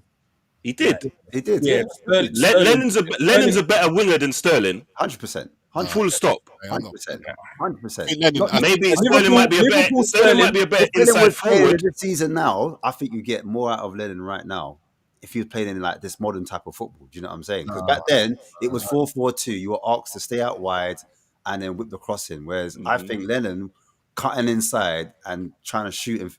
He's got a bit more about him, innit? That's a speedboat at Wolves, and he was at Wolves at Barca. Yeah. Troy. Yeah. Traore, yeah. Traore, yeah. I think Lennon is Traore. No way. What, Adama? No way. His end product was Adama. 100%. Lennon never. One last thing on he never went Traore. past. He's the reason Nuno got sacked, by the way. He is. Yeah. I was going to mention that as well. Yeah. Greased up monkey. He insisted he wanted Traore. And funnily enough, he fell out with Tottenham because he wanted to buy Traore from Wolves, and Wolves wanted 50 million. Yes, I remember. And he went Barcelona. Yeah, I remember. Yeah. And he wanted to bring him again to Forest, and Edu said no. And that's what initiated the big fallout. But there's no way you're telling me both in their primes you're taking Lennon over Sterling. It's not even a conversation. Dependent on the team that they have to be put into, I would, because City, easy. It sounds rude, but I think that anyone's going to be better in that team. Liverpool was it SAS them times? Yeah, it was. Yeah. Like, look at the teams he's in. The teams that Lennon looked good in weren't as good as those teams, and the teams that went to that par, Sterling didn't look that good. Chelsea and Arsenal, he didn't look that amazing. When it was more down to individuality, you didn't have the whole system built for you to help us. I personally think he was past his prime then. To be honest, and he also didn't look like a fish out of water in those teams.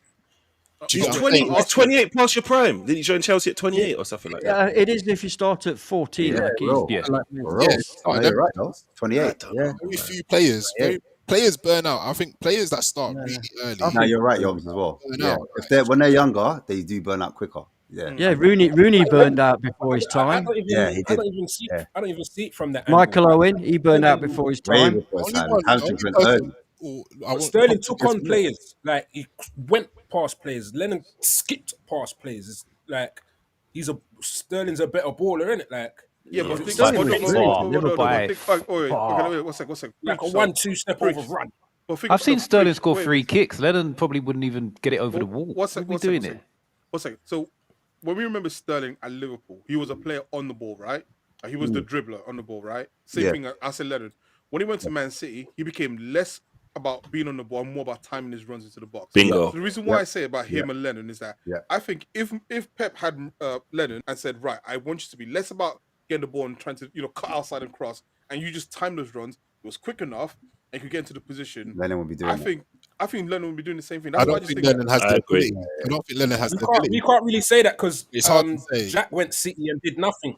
Who? Which Jack? Rodwell. Doku's more talented than Lennon. He doesn't do the same thing that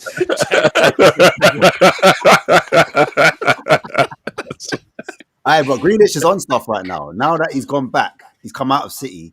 He's looking like a so you know what? Perfect segue, Ash. Yeah. So what makes you a better player when you can only excel in certain circumstances where he's got a lot more space and it's a bigger transition game? Because at City it didn't work, which means he couldn't adapt. So what makes you a better player? Being able to do more stuff in more systems, or having to have one particular play style where you thrive in? I think being able, if you're a good footballer, it doesn't matter what system it is, you should be able to thrive. Really, I kind of think you play players for what they can do, not what they can't. Right? So you play to their strength. So coaches are responsible. Really well. Then that's all I need you to do, innit? Like I don't need a striker to be able to tackle. Drop in. Do you get what I'm saying? Like I need a striker to be able to... No, but I agree with that point. But what Chinks was saying, as an all-round player, what makes you better if you can adapt to different systems, or if you can just do one thing and that's it. If you're not doing your thing, you're rubbish. Because we go back to the master of one. Maybe not rubbish was the thing, but I mean, as an all-round football player, it goes back to what I said at the start. But you're the best in the world. Better than Henry. Is that better than being somebody that can move about? All right. So wait. Hold on, guys. Can I go back to my original question when you guys weren't here? Was who was the better striker? And I brought up Harry Kane, Isak, or Haaland. Who would you want for your team? Do you understand? Striker is Haaland because he scores more goals. But Kane's a better footballer. So now your answer's different, right? Now because you said better striker. So who's the better footballer? Kane. I would say Harry Kane's the better footballer and the better striker. But Haaland scored more goals though. But Haaland's scoring more goals in a way better team. But so did Sterling.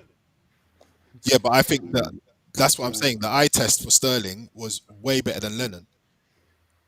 I think Haaland's more restricted in the team that he will be successful. Lennon's impact isn't even close to Sterling's, so it's even hard to compare. Because I'm like, what did Lennon do? Like Sterling now, have we? Sorry. But then you've also got to bear in mind that Haaland bads it up in every team he goes to. He does it for Norway and everything. He does it everywhere he goes. It's not just Man City. I'm gonna have to say. I saw something earlier that basically, if you take away Haaland's Man City career completely, he still scored more goals than Isak in something like 150 games less. Yeah, he's a phenomenon. He's a phenomenon, isn't he? He's a bit of a freak of nature. I'm gonna say it. I'm gonna say if Haaland doesn't score goals, is he any better than Andy Carroll? Yeah, but he does score goals, so why does that even matter? And you know what I want to say, Ollie? I'd say you're right, yeah, but I've thought about that and I ran with that narrative, and then I watched the video, and the guy took me back to his Dortmund career, and there he was doing a lot more stuff than just putting the ball in the net. So I think he's more a victim of what Pep wants. Yeah. But to be honest, he ain't done it in the Prem yet, so I can't fully dispute that point. But also, you can't say if a player doesn't do what they are brought in to do. I can say whatever I want to say. If you take away the 400 goals he's already scored in his career, is he better than Andy Carroll? Yeah, that's crazy. They're no better than me. I don't think any of us would turn either of them down, would we? No, not at all. I just say this: if both of them are having a bad game where they can't score, I would take Kane to still be able to make a difference. 100%. Whereas Haaland, if he's having a bad game. So he doesn't score. You think that you think Kane's a big game player compared to Haaland? Wasn't there a season where Kane was top goal I actually don't think either are big game players. Would you say Isak's more of a big game player then out of the three? I don't think Isak's been in enough big games to prove that. Yeah. The one he's fully been in is the Carabao Cup final he scored, but I don't think he's been in enough of them to say. Sorry, but hold on, we haven't had enough of their moments from him yet. He's not done it for long enough, has he? He's only done it for one season. Yeah. Wasn't there a season where Kane was top scorer and top assist? Yeah. Kane's magnificent. Kane's the best striker, apart from Stan Collymore. He's the best striker I've ever seen. Kane is superb.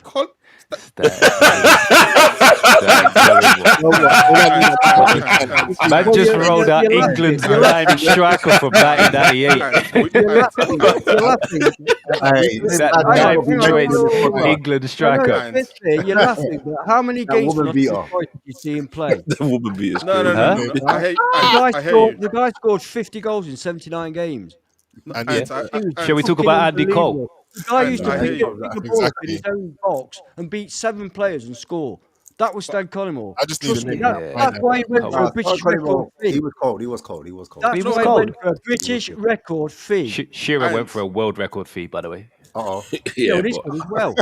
You can't. But I hear you, Ash. But bloody hell, since Stan Collymore, that's all what we've seen. Stan Collymore, all what we've seen. And I've seen my club win European Cup twice, so I know what I'm talking about when I'm talking about good strikers. Right? How does that equate? Yeah, how does that work? How does that make sense? Does that mean everybody that watched them games as a Forest fan can now be a scout in the Premier League? I'm confused. Yeah, that's correct. Well done. I read that. Well, then that means none of us. What it means is I'm very, very old. I've seen a lot of strikers over a lot of years. No, but you specifically said European trophy, so that means Yoms. That was nobody can disagree with anything Yoms ever says. That was between 70. I'm not going to sit here and say, well, I'm an old fucker, so I've seen loads of strikers. So what I'm saying is I've seen 2 European Cups that occurred in 1979 and 1980. I've seen a lot of strikers. I've seen a lot of strikers at Forest. You know, I've seen a lot of TV for other clubs. And Stan Collymore was the most exciting striker I ever saw. It was the strongest, the fastest, the most lethal striker I ever saw. And he used to pick the ball up in his own penalty box, and the crowd used to stand up and say, "Go on, Stan," because he used to beat 6 players and smash it into the top corner. He then went for the British record fee to Liverpool. Unfortunately for Stan Collymore, it was mental. Yeah. Have you stopped drinking wine since then European finals? Or was it just been a consistent thing the whole time? So he totally wasted his career. Yo, because that he was an idiot. Having said that, he actually has a fantastic scoring record for Liverpool. If you look at his stats, it's very good. No, Collymore was cold. Collymore was a very, very good striker, but to say that Kane's the best striker you've seen since Stan Collymore is crazy. No. Look, when you talk about a player that's built like Stan Collymore, that used to take on players with an incredible pace, so fast, and he used to smash it in with either foot. Thierry Henry. Yeah, Thierry Henry's the best ever. Okay. Yeah. I told you I had a few, and I might exaggerate now and again. That's right. But he was about... You know, Forest have won a fair amount of stuff. They've had a lot of good players. You ask any Forest fan, his best player to ever play for Forest, Stan Collymore. I thought it was Pierre Van Hooydonk. Yeah, he wasn't fit to lay Stan's boots. Yeah, he was a free kicks and everything. When we used to get a free kick, anything within 35 yards, it was a penalty for us. I always like Jason Lee to be fair. I used to smash them babies in. Reminiscing one time, boy. Hey, big up, man. Sorry, I'm aware. I'm very aware. I'm very loud tonight. That's fine. Pleasure to have you here, Ed, man. If you're not loud on this show, no one will ever hear you. You have to be loud. Well, I even messaged Wolfie saying, "I'm a noisy fucker." Nah, you fit in right. You fit in perfect. Yeah, that's why Preach doesn't like get. Never mind, I won't say nothing. it's just bullying at this point. I tell you what, guys, I better go because I've drunk too much wine. I've got to go to bed, and I'm waffling on. Before you go though, who you got in Europa, and what's your Arsenal prediction? Right, Arsenal prediction. I've done a full pod with the Arsenal guys. We've got a couple gooners here, so I want to know. You know. Yeah. Okay. I'm hoping that Ange Postecoglou pays some respect to my club and to my defence and doesn't go fucking crazy. It's his first game. He'll have had one training session. I'm hoping he leaves the defence as it is. If that's the case, I think we could keep it to 2-0. 2-0 to Forest, yeah? No, to Arsenal. Oh. Man just gave all that spill about all the good stuff and then predicted a 2-0, a loss without scoring. We lost at home to West Ham in our last game. What do you expect? No, that's fair. That's fair. I'm nothing if I'm not honest. I appreciate that. No, and Europa? Because on this show, Spurs are going to win the World Cup, so I respect that. Yo, he's hoping Debo only takes the chain and the watch, bro. He's like, please don't take my trainers and my bike too. Wow. He shows respect to Arsenal. I hear it still. Yeah, but was that it? Europa. I want to know the Europa as well. Europa. Who have you got for Europa? We've got Real Betis away. Real Betis first game. Yeah, 70,000 seater. I watched that. I was going to go, but you know the crazy thing is that Betis is in Seville. And you can't fly directly from East Midlands Airport to Seville. The nearest one is somewhere else that's gone out of my mind, but that's 3 hours from. And I thought, oh fuck it, I'm not bothered. So Betis away, Midgetland at home, Porto at home. Fucking hell, Midgetland. Sorry, I know what team you're talking about. Yeah, Norwegian guys. It's just oh fucking hell. No, but what do you think the result's going to be for your first? We'll go through. We'll go through the top 8. Are you confident? Do you think you can win Europa? Yeah. Why wouldn't I be? Man, Tottenham won it last year.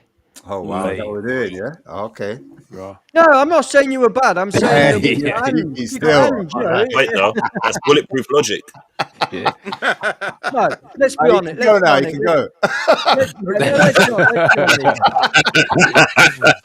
honest. You're welcome. When a team from the Premier League, 15th position, plays a team 17th position in the final, you know the competition's not that great. And I'm not being nasty. I'm just being honest. I hear it. Still. If he wins 2 Europa Leagues, legend! You've got. You'll be fighting one to You got to respect it. Yeah, you have to. Yeah, I think we can. I think we can win it. I'm not saying we will, of course, but why not? Have you seen our squad? It's pretty decent now. It's pretty deep, very deep. So we've signed some good players. We spent 200 million. You know, we should be decent. Hopefully. It's just Ange worries me, but in the Europa Cup, magic. We might get a little manager bounce, man. So don't worry, you got the best of both defense and attack. So of course you lot want, yeah. Well, Ash certainly wants us to beat Arsenal, don't you? Yeah. Well, I'd kind of like it as well, if I'm honest. It'll be fun. Yeah, man, it is what it is, man. I'm not either there or there, man. I just want to see entertaining football at the end of the day. Well, the thing is, it will definitely be entertaining down the City Ground. Ange will certainly keep us in the headlines. You know, we're not going to slip into mediocrity and irrelevance, are we, with Ange? No. You know what I mean? I'm looking forward to the press as well, man, if I'm being told. Who knows? I'm holding the tooth. I've seen us win everything, so I'm okay, you know. I hear it, man. All right, guys. It's been fantastic. I'm sorry if I've been a bit noisy. Pleasure you being there, Ant, man. Take care, man. Don't be a stranger, mate. Take care. Yeah, man. I will be. Cheers, Have a good evening. Yes. You need to ask Ant what bloody wine that was. You know, I look like a red. You look like a red. You look like a dark one. Red.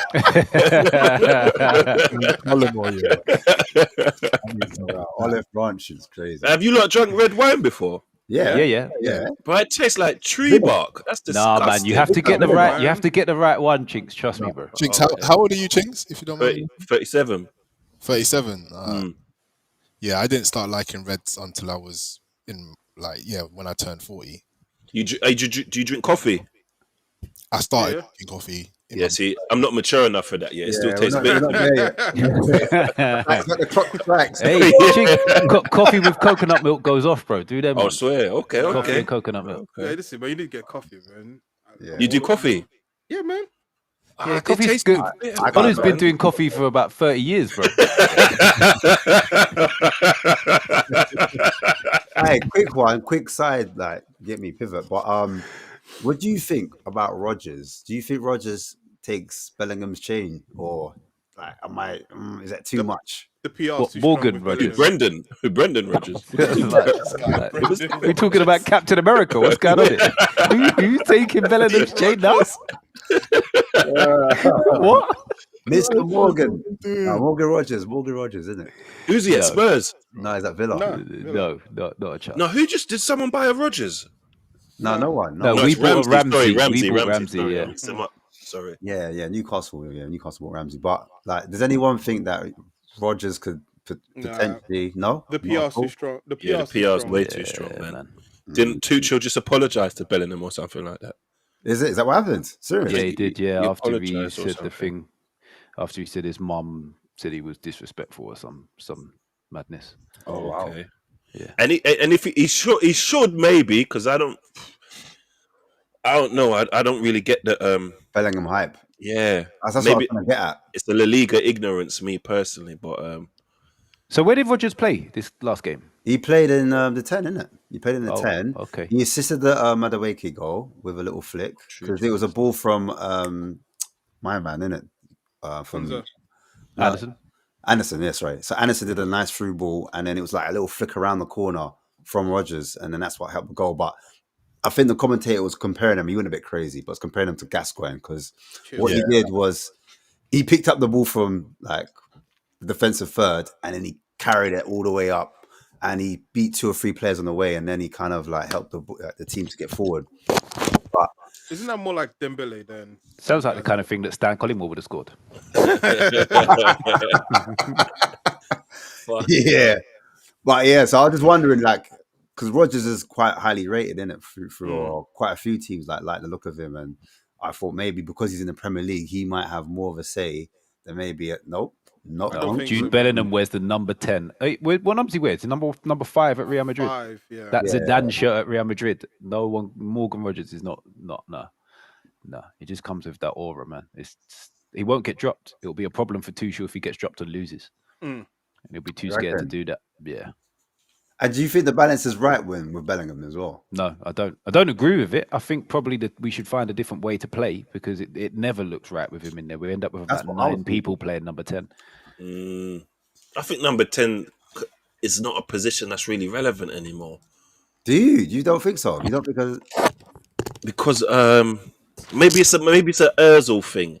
After seeing Özil, who didn't want to do nothing defensively and just wanted to float about and do passes, and then see De Bruyne in his younger days do that and work hard for the team and run up and down, and then be classed as an A, I thought 10 is like a luxury position that's kind of dying. If you're not going to work hard and run and work with it, I feel like it's a luxury position that's not really needed that much more. Yeah, you don't. I could be wrong though. Sorry. No. There's no more Riquelmes, Rui Costa, like you said, Özils. Those guys who you could just sort of put in the middle of the park and say, right, I know that you don't have to work super hard, but you got a quality to just unlock a defense by doing something. I think that sort of, especially with the way systems are now built, like everyone needs to function well. You can't just carry one player through. Yeah, and the middle of the pitch is important. If you're getting just Well, a played lot through of the people centre. though are asking for number 10s at their club. They want like a player that can dictate and control tempos and provide. You want to. So you. So go on. No, I was just going to say, if you play like a 4-2-3-1, then you need a 10. But if a lot of teams play like that 4-3-3, where you're more likely to play because you haven't got two sitters, you've got 2 8s. You're gonna need 8s rather than a 10. You can't really shoehorn a 10 into that. So what's going on with Verts then? Isn't Verts meant to be a number 10, or what is he meant to? Yeah, but tens need to be built different now because of the physicality that comes with everybody that's playing in the 6. They're just everybody in the 6 is either rapid, stupidly strong, or 6'4". You can't just have you have to be like David Silva to thrive as a 10. You have to be elusive. Are we saying that Verts is not relevant then? And if he can develop the David Silva sort of elusiveness, he'll be effective. But if he's easy for people to get close to, I don't think he'll ever thrive in the Prem. When you say elusive, you mean like inconspicuous in terms of like he'd pop up anywhere. Silva would pop up left, right. He'd drop into the 8, so you'd never know where he was. So he'd pull you about so much that you'd find that little space. There should have been a pause in there somewhere, but you'd find a little pocket to play in. You don't think Verts has got that? I haven't seen it yet. He might, but I haven't seen it. And what about like? All right, let's talk about Man United. They've got Bruno Fernandes who plays in the kind of double pivot, right? Yoms, am I right in saying that? He's playing the box to box at the moment. So you've got the 6 anchored, and then you've got the box to box. And he plays the box to box. Yeah. So he defends a little bit, and he gets about up and down, and he helps to create. But do you think that is his best position, or do you think he should be deployed as a number 10 higher up? I think he's definitely a 10. I think he's best. I think Bruno's best formation is 4-2-3-1. I think all tens are like that, isn't it? Yeah, and I think he's a stone cold 10. But I think where Amarim wants somebody who's good on the ball. He's deploying him slightly further back, and I think it's a bit of succession planning, where we know we're losing Bruno. If it wasn't going to be this summer, it would have to be next summer. So let's get the team used to someone in. But also as well, I mean, again, this is just me trying to work off memory of United fans. I think like the idea of having a player like, let's say, okay, for example, let's say you play a game and Bruno doesn't track back and you lose. Yeah. The amount of abuse he'll get, like that luxury of just having someone who you just say, I don't want you to track back, doesn't exist anymore. I think in our minds, we say, oh, football's changed, it's all processed, it's all like structure and system. But I dare you to have a player who does not run on the pitch. And we'll be the first people to scream and shout and say, he's not working hard for the team. Like, we need him to run into a position. I think like basically, and this is kind of what with Bruno, it's like, you almost have to put him in action so that he doesn't drift away from the game. If he's just drifting away from the game, then his flaws start to show a lot more. I think that's the reason why I think that's a bit of a myth with Bruno is I think he had the license to not do that when he was playing in the 10. Where he's now playing that slightly deeper role, if you watch United games, he is very much tracking back. I think part of the problem with Bruno was he was running a bit too much. He was running kind of all over the pitch. But that's the point of a number 10, though, to be like, as Mitch was saying, elusive, sometimes but it's elusive in attack, though. It's not elusive in defense, isn't it? Do you get what I'm saying? Bruno used to be everywhere. He was just everywhere. He was running a bit too much. I think he's got the discipline to be able to, or he's got the work rate to be able to play the position. It's whether or not he has the discipline to be in position when we lose the ball. Do you get what I'm saying? I don't think it's whether he's going to work hard and track back. I don't think that's a problem for Bruno. But if you're Bruno and you're over by the corner flag somewhere and we lose the ball, you're completely out of position. Yeah. Now it's in the middle. It's very much in the middle of the pitch. Do you know what I mean? So what do you got? Go on, sorry, Mitch. Go on. While we're on Man United, does anybody think that we might see him try it the other way round with Bruno and the guy from Wolves, Cunha? That makes sense. That makes sense. What, Cunha playing slightly deeper? Cunha playing the box to box and Bruno. I thought you meant the 2 10s. I went mad. I don't think so. I think whilst Cunha's injured, so on Sunday in Manchester derby, what I'm expecting to see. Well done. Yeah. See that seamless transition there. What I'm expecting to see is Bruno in the 10, Mhm. in the left 10, and Mbeumo in the right 10. Right. Okay. Cunha's injured, but I think once Cunha comes back, Cunha plays. He has to, and then Who Who plays does the box box to to box then? Yeah, he does box to box. Snap. so we play that 3-4-3, right? Yeah. We've got 3-4-3 with 2 10s in it. So Mm. Cunha and Mbeumo as the 10s. No, And but while Cunha's out for Sunday, you said you're going to put Bruno in the 10. So then who goes in Bruno's spot? he'll play Menu. Yeah, play he would. Mount. Yeah, he would. He Play will play Menu. Mount. He's gonna play Mount. Bro, Yeah, he's got to play, man. pace. I don't think he'll play He's Mount. gonna play Mount. I don't think he'll play Mount. Okay. I think Sesko has to start. And where he's been playing Mount is he's been playing Mount in the striker position. Good point, you know. He's going to play Mount in the 10. Mount. He's going to play Mount in 10, isn't it, He's Ollie? gonna play Mount in the 10. No, He innit? loves No, but you know what I know. You know what I noticed when he played I us. just know it. You just know it. You know it. Yums, I promise you. Just get ready to get your heart broken when you see Mount number 7. If I see Mount, if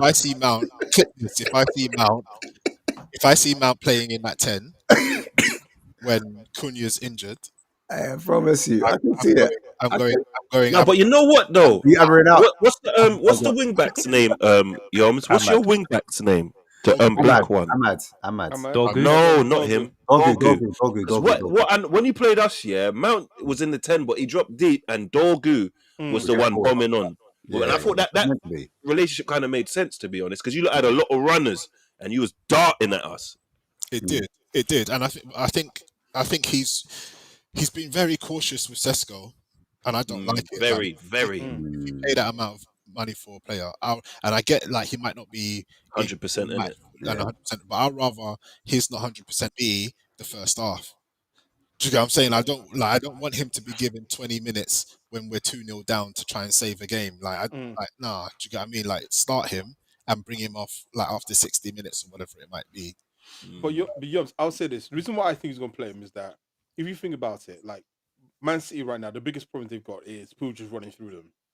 If you play Maino's too slow, right? That's my personal opinion. I think he's too slow. I think he's gonna go for legs and try to just overrun, especially being at home. Try to overrun them, and I think Mount, out of all the players you have available, is the only one that he probably will trust and say, "Hey." I agree with you to a certain degree. I get that, and managers like Mount because of his work rate, right? And he's running stats, and he's like that annoying player. We've all played football where there's an annoying player that just won't stop in it, like you know what I mean. So I think that's why players. I can see what you're saying. I don't think our biggest problem. It's been a big problem. Our biggest problem is the amount of chances that we create versus the amount of chances we convert. Our second biggest problem was we've got 2 goalkeepers that actually don't have hands. And our third biggest problem was the midfield. We actually don't give up that many chances. We don't give up half as many chances as we score, as we create. We just don't score them. The Grimsby game. Are you happy with the formation and with Amarim sticking to that? I'm not a huge fan, and this is why, like, links with Glasner as well. I'm not a huge fan of 3-4-3.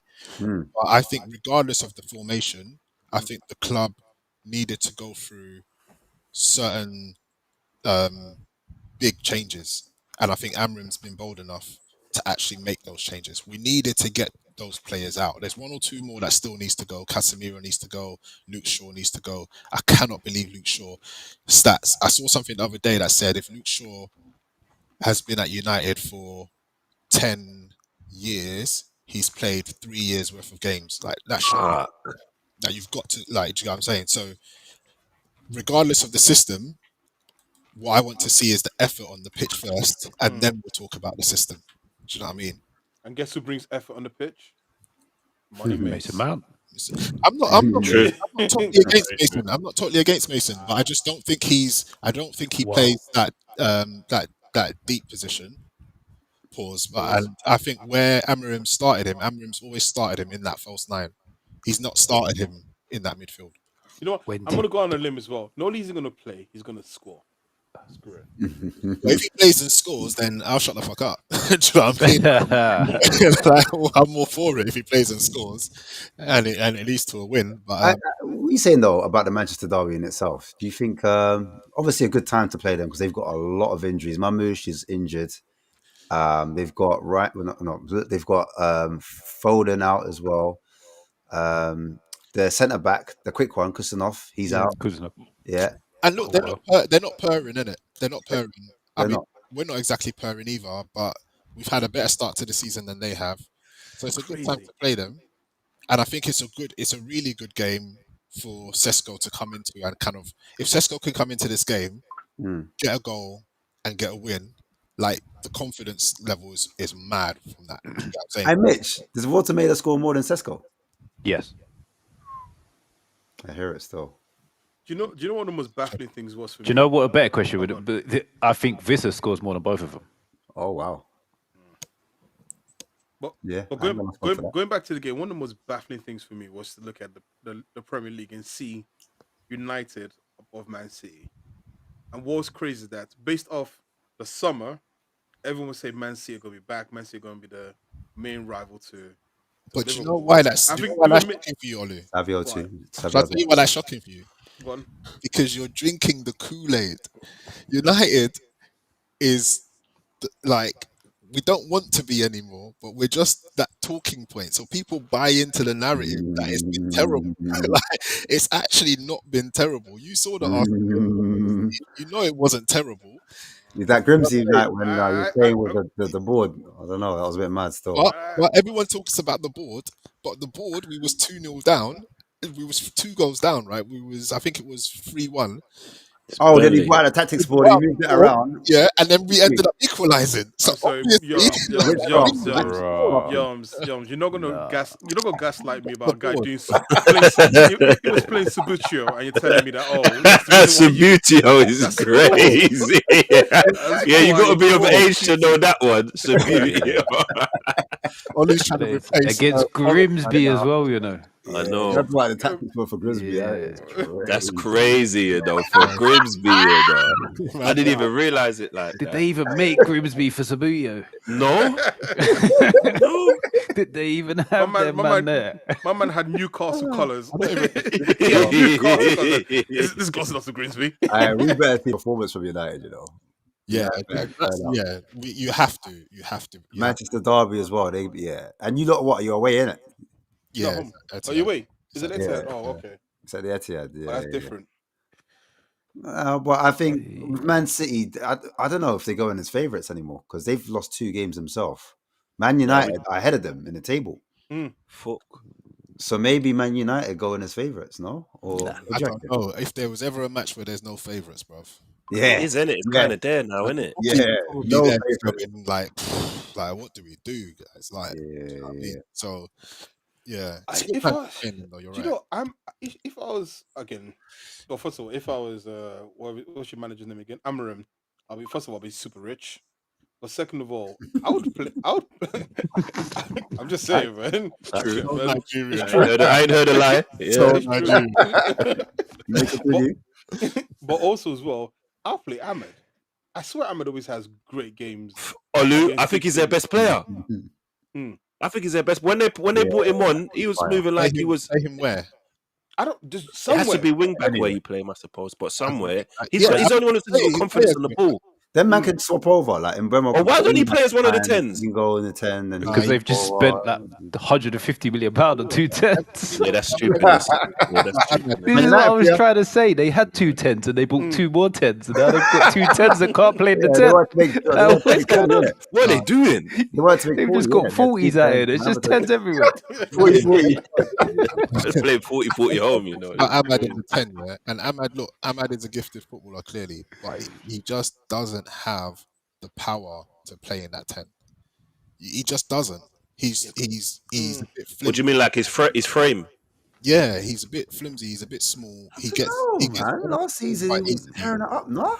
You know what? Ahmad, don't get me wrong. And United fans always crucify me for saying this, but Ahmad cannot be your starting 10. You're not gonna do bits with Ahmad.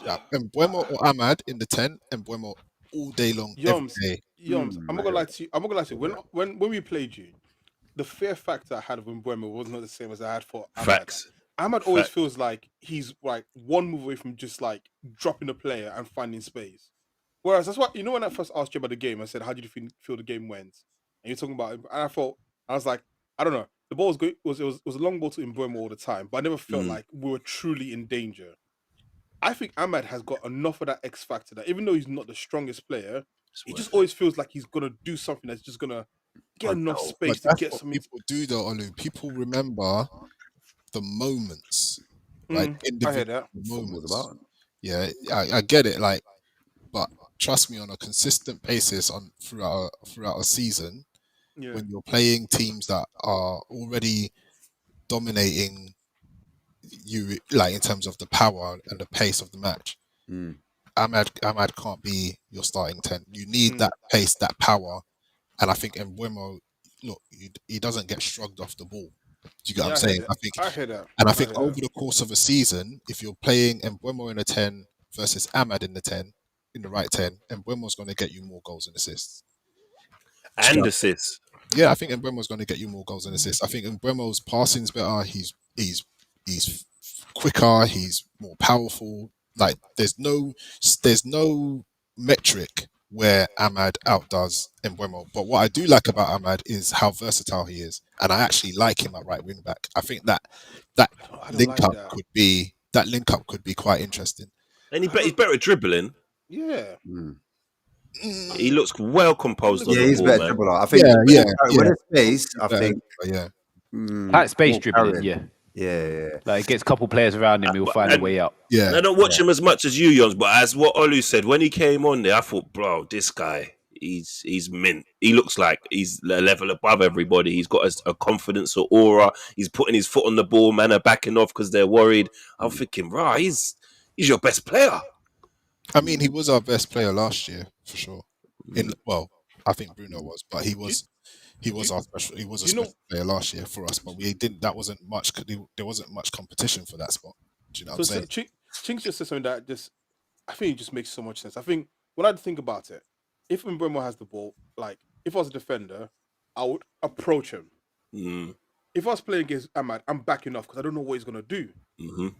And that's why I feel like there's a difference. That's why, like, I understand. Like, I think long term, if you try and approach Mbeumo and he knocks it past you, you're gone. Yeah, but I feel like let's not forget that Mbeumo had an insane year last year. Of course. But Solanke had an insane year 2 years ago. I mean, it can happen, right? I'm not saying he's going to be Solanke. I'm just saying we see these things. We saw Michael Ricketts score like 18 goals in the Premier League. Like things like this happen where players have a scene that just bursts. Yeah, I'm not saying that. I don't think Mbeumo is going to be that. Mbeumo has been our best player. Right, that's what I'm saying. I'm not going to say he's going to be like Mbeumo that. and Cunha have both been our best players this year. Yeah. I know we've only played 3 games and we've lost to. I'm not sure about Cunha. I think. Did Ahmad get the penalty at Burnley? Yeah. Yeah, he was dragged. Yeah, that's what I mean. Like it just feels like when he's on the ball, teams fear it more. It's Martinelli Saka. But don't get it wrong as well. Like Amarim's system, that 3-4-3 system, is very much geared. And even if you look at what he was doing at his previous club, Brentford and Mbeumo. No. I'm talking about Amarim. Sporting. The Sporting. His wing backs are very much geared to be wingers, and this is what I was saying when we first got Amarim in. He's not playing wing backs with a 5. He's playing wing backs with a 4. He plays wingers in those positions for a reason. You know what I'm saying Borgu is way better going forward than he is on the way back. That's why you see that overlap. Ahmad, you'll see a lot of Ahmad in the box. Yeah. You get what I'm saying? It's not like he's playing that defensive 3-4-3. He's very much playing an offensive 3-4-3. Yeah, I hear that. I'm just saying more specifically for this game against Man City, right? Like, okay, I think about the Arsenal game because that's the only sort of proper reference points I've got. When Mbeumo because you were trying to get Mbeumo into a 1-on-1 position against Calafiori all the time, right? And it happened a couple of times where he was 1-on-1 with him. If that was Ahmad, I think Calafiori's on the floor. 100%. Possibly. He's got more moves. Possibly, but what I'm saying is over the course of the season. Sorry, let me just finish this. That's what I'm saying. I'm talking specifically for this Man City game. If you're going against Aït-Nouri, you want to get Aït-Nouri into a 1-on-1 position. I'd rather that Ahmad is the one taking that on. Yeah, but that's what I'm saying is that is what would be the case because Aït-Nouri's their left back, right?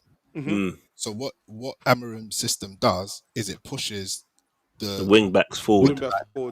Against the opposition's left back. So Yeah. that's where you don't want because he plays 2 10s that are they're on the interior. You don't want Ahmad there because then you're not isolating him against Aït-Nouri. He's up against centre back and DMC. Do you get what I'm saying? So I heard that. But that's why I'm hoping I see Ahmad and not because it depends. If he's going to try and go for the game, you'll see Ahmad starting. If he's going to go and try and keep it tight, you'll see Dallo. Okay, so that's because because Ahmad's not a starter, is he? Ahmad is a starter. Okay. He normally Pardon? I said Dallo's not the starter. Dallo's not the starter. Yeah. He starts more often than not. He starts with. But I want to quickly just talk about Newcastle because Newcastle do have. I know, right? Newcastle do have Champions League football. Yeah. Big up Newcastle, and you're playing. Are you playing Barcelona? Or my Barcelona, yeah. Did you know what they've done? They've parred us off, yeah. Yeah. Back in the Champions League, first game's on a Thursday. What is this madness? Yeah, that's what I saw as well. We skipped them competitions because we didn't want to play Thursdays, and now they've put us in the Thursday. Wow. Wow. Poor you. On a Thursday. Listen, I'm looking forward to that. I don't know what you guys think. Barcelona versus Newcastle. What do you guys think the outcome will be? Do you think it will be? Don't know if this is. Are you playing home or away? Home. There's history there. There's history. I'm gonna run the preach land where Newcastle's history there. Tino Espria and all that. I think Newcastle should do him. I don't know if that's my heart speaking or my brain. But. Yeah, it's tough. It's a tough game to predict. I want to see what your mouth's saying. Do you know what? Go on. Rashford. You're a wind up. That's actually his player legally. Actually, do you know what? I'm glad it's not Wednesday because if Rashford goes off, you've got a whole week to forget about it until the following show. For real. There's a weekend set of games. We've got Carabao Cup before we come back on the show. It's just don't worry about the old stuff. You might have to put a star by that. A little asterisk. Hey, Mitch, the North remembers. Just remember that, okay? The North remembers. It's the history. Yeah, man. Yeah, I think it's going to be an interesting game. I look at both sides. Newcastle physically dominant. Obviously, Barcelona under the German manager. He's a bit more direct with it. If I've got it right, Hansi Flick, he's a bit more direct rather than tiki-taka possession, like for the sake of it. But yeah, Eddie Howe, again, he's direct as well. He wants to play a bit more on that transition ball. He's trying to transition to possession-based football, but I don't think he got there yet. So, tasty tie, in my opinion. Go on, Mitch, take it away, man. Give me your thought. Yeah, but my main hope for this is that we stick with Livramento at left back because as much as I rate Lewis Hall, games against like your Salahs, your Lamals, it has to be the Tino matchup. One-on-one defensive wise against guys cutting in, he has proved time and time again that he can lock someone down for long enough to keep us in the game. Is he all right to, like, if Yamal, because Yamal wants to cut inside, right? He can go on the outside, but Yamal's going to want to cut inside or ghost and make those little channel runs when he hasn't got the ball. As he got that in him, is Livramento be able to track a player inside and lock him down like that? Yeah. Like the games against Liverpool, when Livramento's up against Salah, he locks him down every single time. I don't think Salah's got any GA against Livramento at left back. Damn it. So I genuinely don't think Salah's got any GA against Livramento at left back. He does it I said it before the cup final last year as well. When Lewis Hall got injured and the Newcastle fans were like, oh no, nightmare. I was like, no, this is the best thing that could have happened for us. Because Salah has a field day against Hall and Livramento stopping Salah from cutting in is a really good matchup. He's going to lock up Yamal. What I'm saying is he's the defender who's got the best chance of locking up Yamal. If it's Yamal against Lewis Hall, it's going to be a long night. Mitch said that very clearly, but he said, no, that's not what I'm saying. Yeah. Exactly, yeah. Don't try and clip me on here. I wasn't even trying to do that. I weren't even trying to put you down that road. No, but I genuinely think if it's going to be Hall and Livramento at fullbacks with Hall on the left, we'll go with a back three rather than a back four. Okay. If he's going Livramento left back, we'll go with a back four. Yeah. And we'll see like a 4-2-3-1. Yeah, you can switch it up when he needs to. Like, you can recognize that, this team needs. But it's the in-game management, right? That might be concerning. I'm not even that worried about that now because I look at our squad, and as much as it's not as strong when you get to the backups, the fall off isn't anywhere near where it has been the last few seasons. So we've got subs that can change the shape, but the quality of the starting 11 doesn't really drop. It's a slightly different quality, but the quality doesn't drop too far. Can you talk to me about Elanga and how he slotted into Newcastle's system at the moment? Are you pressed by him, or do you prefer Murphy? In general play, much prefer Elanga, but Jacob Murphy's just goals and assists. It's simple as that. But his best mate's gone now. Jacob Murphy just used to get the ball to Isak. That was it. He would turn and try and find Isak every time or shoot. So maybe that drops off now that Isak isn't there anymore. But Elanga will be the perfect type of player against Barcelona. If you try and hit Barca on the break, that's where you like Elanga would just be insane. I think it's where you're trying to control games and dominate possession. I'm not sure if Elanga's that guy. Do you know what I mean? Yeah, you need the space behind. Yeah, I agree. But then even Jacob Murphy's even less of that guy when we're trying to dominate possession, because when he gets the ball back to goal, his touch is sloppy, whereas Elanga's touch is still quite decent and with retained possession.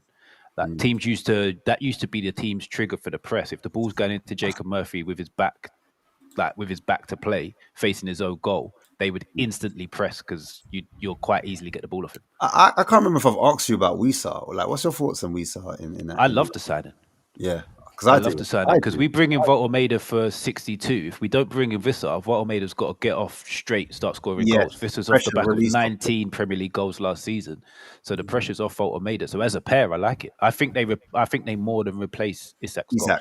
I agree. I know what Deji was saying, like, Voltemeda, this and that, 6'9". But the thing I'll say on it is we won't get the special goals. Like, he scored a banger against Liverpool. He's done. Did you see him great goals against Tottenham? You see him in international? No, Voltemeda in internationals. Just gone. Yeah, he didn't look great. I thought he looked all right. Didn't he score? His touch looked good. No, he got an assist in the second game. But I don't think, because Germany play Man United system. Voltemeda's not that kind of nine. It doesn't suit. He's not physical enough for it. They were looking for someone to hold the ball up, wait, and bring the ball into play. He's going to play. I think we'll see a lot of times this season, probably mainly in the Champions League, with Vissa up and Voltemeda just off. So who's furthest forward? Voltemeda's furthest forward. No, it's Vissa's furthest forward. Vissa, okay. Yeah. If Voltemeda plays on his own, he'll play the 9. If they're both on the pitch at the same time, Vissa will play just off. Voltemeda will play just off Vissa. How would that work with what's his name on the left hand side as well? Gordon. Oh, Gordon. Sorry, Gordon. Yeah. So it'll be a 4-2-3-1, wouldn't it? So we'll have our double pivot: Voltemeda, Vissa, Gordon, Elanga. But then you have to drop someone from midfield. Huh? You have to drop someone from midfield. So so it'll be Tonali and Bruno who play in the double pivot mainly. Joe Linton's injured at the minute as well, by the way. Yeah. It makes sense. Yeah. He'll be back for game week 6 though, Wallo. Don't relax. Just in case you're wondering. Oh, shit. Leave that thug in jail. Yeah. But what Yoms was saying about Elanga, I have similar thoughts. Don't free that man, them. Don't free that man, them. Yeah, keep him locked up. Keep him locked up. It's gone full Akon. Leave him there. Well, you could legit have an MMA career, after football, Legit. It's got the jailbird suit on already as well, black and white. But yeah, Liberties. Hey, ask me them daggers, Them. I don't think it's that bad. I was like, when someone hypes it up. Yeah, personally, I would have that. Don't have it. That looks like a dangerous prisoner.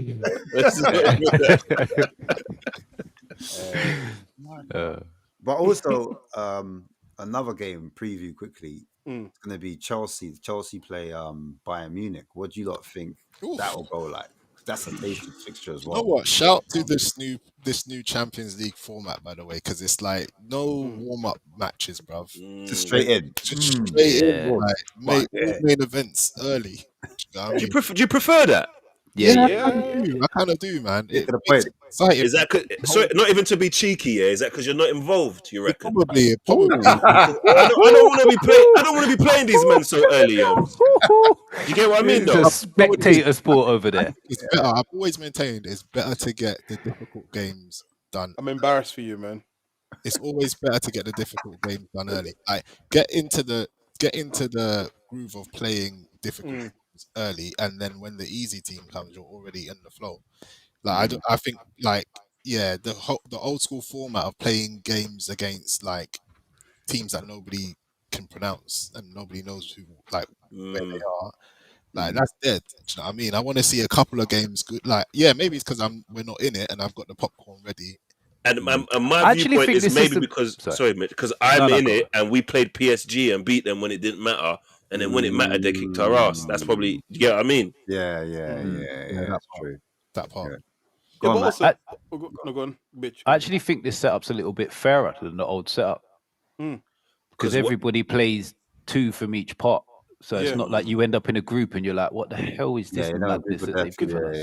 Because you remember there's not teams looking at it like, right, I'm already out. When the team's in pot 4, they know they're going to get 2 others from pot 4. So they'll be like, right, if we target them games to try and get our 6 points, we're then with a chance of a playoff maybe. And then also it was all done on being seeded, right? So you get like if you've not got a long Champions League history, you're gonna get put into the group of death and like exactly. Yeah, like so that's the thing. Remember, like the group of death was that one thing where you just had like 3 somewhat big teams, and you're like, oh fuck's sake, like.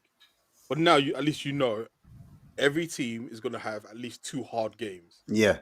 At least 2 hard games. You can't run away from it, right? So this is a proper test of it's how exciting. good is the team. Yeah, I think very it's better. exciting. I'm excited for the Champions League. I was confused at first in terms of like the whole playoffs and everything. But once we go into the swing of it, and then you just like, you know what? Do your thing.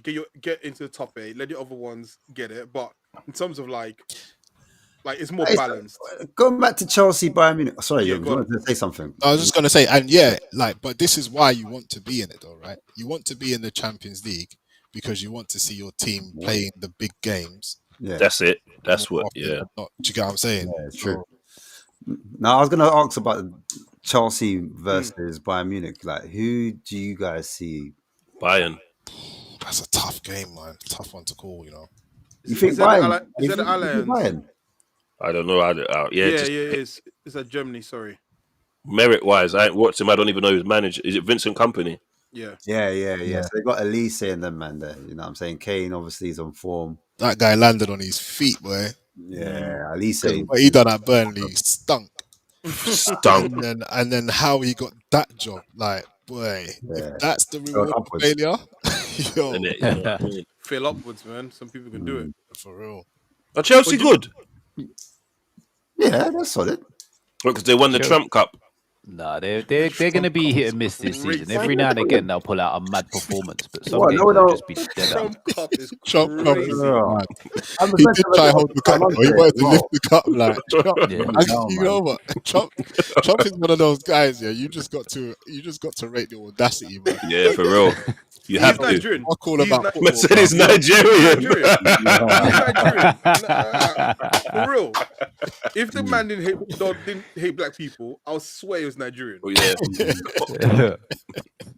Because that audacity I've seen from uncles and aunts. You may even get tired of winning. Please, it's too much winning. We can't take it anymore. We don't care. Give that a Nigerian accent and tell me I'm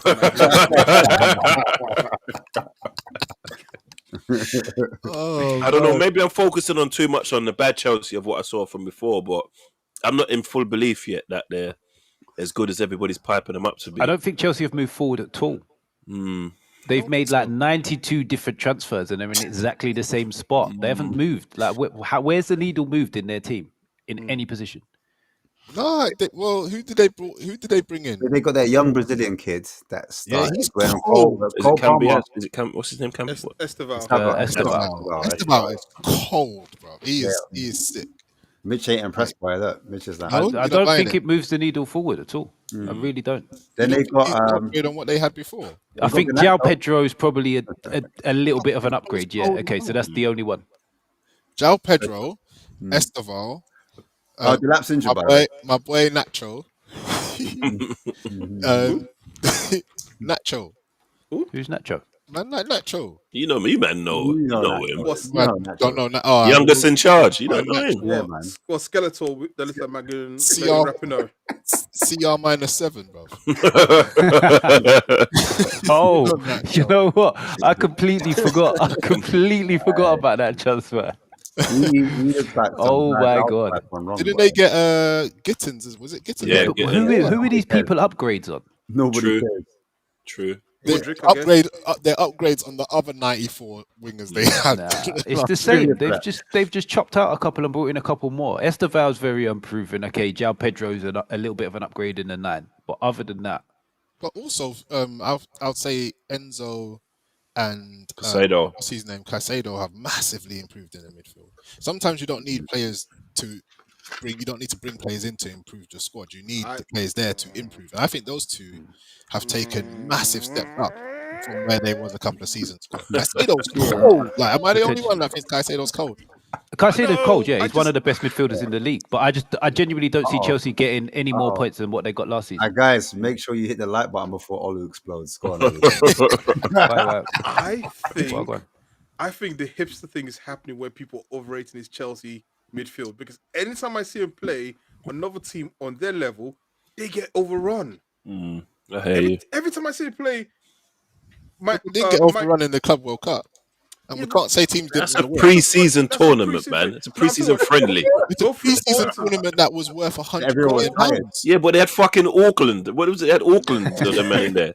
No, they beat PSG in the final, bro. Like, what are we doing here? Like, come on, give them some ratings, man. You don't give a fuck. In the cup, who else did they play? In the cup competition, you only need to play one team better than you. You only remember that one team. Who else did they play? They played Shang Song. Yeah. That's a fucking. That's a restaurant in the end. That's a restaurant. Talk about restaurants now. Yeah, I'm doing that Homer Simpson right now. That was wild. No, but you only need one team better than you to not be in a cup, innit? To not win. Wait, who was you even trying to say? Because they played PSG, Fluminense, Palmeiras, Benfica, Esperance, Flamengo, and Los Angeles. Esperance is crazy. That's crazy. They play Esmeralda. That's some Colombian chick right there, man. Exactly. No, but they did show quality though. Like that. They didn't just beat PSG. They waxed PSG. Like, that was crazy. Like, nobody was expecting that going into the final. PSG just had the longest season they could have ever done. Yeah, and it's a one-off game. I mean, Newcastle beat Liverpool in the final. It happens, man. Hey, don't do that. Stray was crazy, bro. But you also need to remember they've still got Maresca as a manager. So, what does that mean? He's not at all. He's in the same kind of bracket as Arteta for me. Oh, hey, that wasn't a payback at all. No reaction. No reaction. That wasn't payback at all. The headphones, man, them weren't ready. Makeup weren't done. No, but I've said the Arteta thing so many times. I don't need to keep saying it over again. I would just say Maresca's very similar. It's like a merge of Arteta and Ange at the same time. He's so stubborn, but then when he changes the tactics, he changes it at the wrong time and fucks it up even more. Guys, any responses or this is like that? What's that slap? What's that? Well, that seemed like a good way to end the stream. Goodbye, guys. This is like that slap Olympics, bro. Power slap. Power slap. No. Why would you ever get involved in something like that, though? Let's just play a game where we just slap each other until someone gets knocked the fuck out. Bro, taking advantage of people. Have you ever watched that? Yeah. I've watched a guy called Chisel. There's a guy called Chisel Adonis. He does like commentary on it. Just watch it. It makes it 10 times funnier. Well, I don't want to know. You can't be watching a guy called Chiseled Adonis. You know what? When I said that out loud, when I said it out loud, yeah, in my mind it didn't sound that bad. But now you just that got to call him loud, CA, bro. You can't call him his full name. Like now that I say it out loud, it's a bit weird. Well, if you watch the actual show, you know they actually live in a house and they train to slap people. So they you know that thing what you do flies with like that. They attach a weight on their arm and they actually do training of swings and that. They actually try to make a proper sport out of that nonsense. I can't believe it. There's some nice shit out there. I know we're segueing well away from football, but I saw something where these men are in a phone box, bruv. Fighting in the phone box. Yeah. Oh, that's some Eastern European sports. I saw one in the car. Did you see one in the car and they had seatbelts on? And the guy held his seatbelt and just kept punching him in his face. I've seen one where they're playing football. Man have got head guards on and gloves, so they're just playing football. And they're punching each other up while kicking balls. This is crazy. Well, have you seen them MMA fights in like a massive octagon? Yep. And it's like 5 versus 5. And then it comes to the end of the fight and it's like 3 men kicking the shit out of one person. Set man up right. Oh my god. You can't play with them. I've seen one with a big brother, like he's fat. Yeah, the big two gal. You get me? I see that. He's kicking the shit out of them. It's not going easy at all. It's not going easy at all. He's like he was taking it easy at first. When I pushed him in his face, and he just went mad. He just started mashing them up. No, the wildest one I saw was this guy was in a Spider-Man suit, bro, and he was fighting the guy in a Batman suit. Right, you start taking him to town, bro. Oh man, we shouldn't be the adults nowadays, you know, because this never happened in our parents or our parents' time, you know. We're just taking the piss with what's going on. One quick thing I did see there was Thomas Frank was asking for more intervals. What do you mean? He was asking for intervals, bro. What, like basketball, just time out at any time? Halftime show or something. What's the like intervals, man? Like a timeout. This saying theatre. It's American. Intervals, man.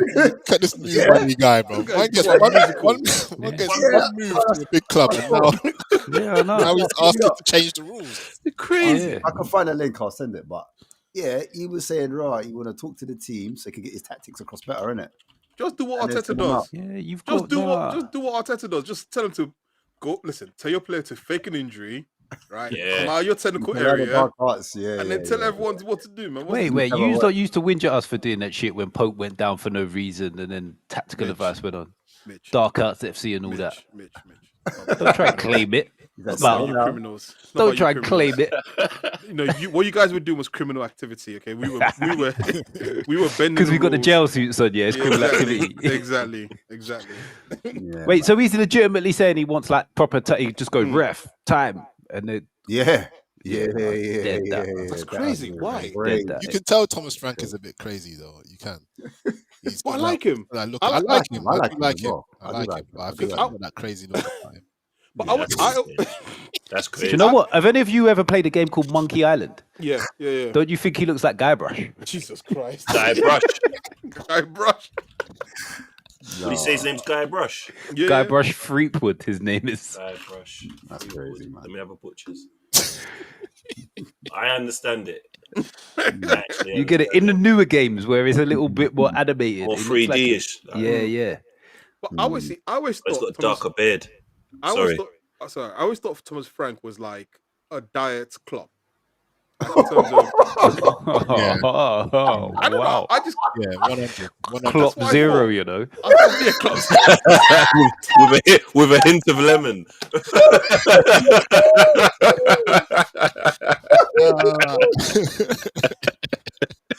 Oh no! And on that note, we've been on there for 2 hours. Oh my god! Oh, I swear, that's crazy. Yeah, that's crazy, isn't it? Oh, sorry, man. My bad. Greek wedding. Sometimes I wonder at this time if we're just laughing because we're tired, or is it legitimately this funny? No, that was funny, man. I'm gonna wrap it still. Have you not got any other final words you want to say? God, Caress. Spurs got in the Champions League. Wait. Come on. Wait. What's going on there? Wait. Don't be flashing Tim. Hey, wait, no. You Arsenal fans complain when we talk about you too much. You're not the main character here. We've done the show, innit? What was that about? Quick wire ahead. I know subliminal marketing, you know. You don't even know you saw that. Gonna go home, gonna go to bed angry. You don't even know why. Listen, I'm gonna buy Timberlands tomorrow. I don't even know why.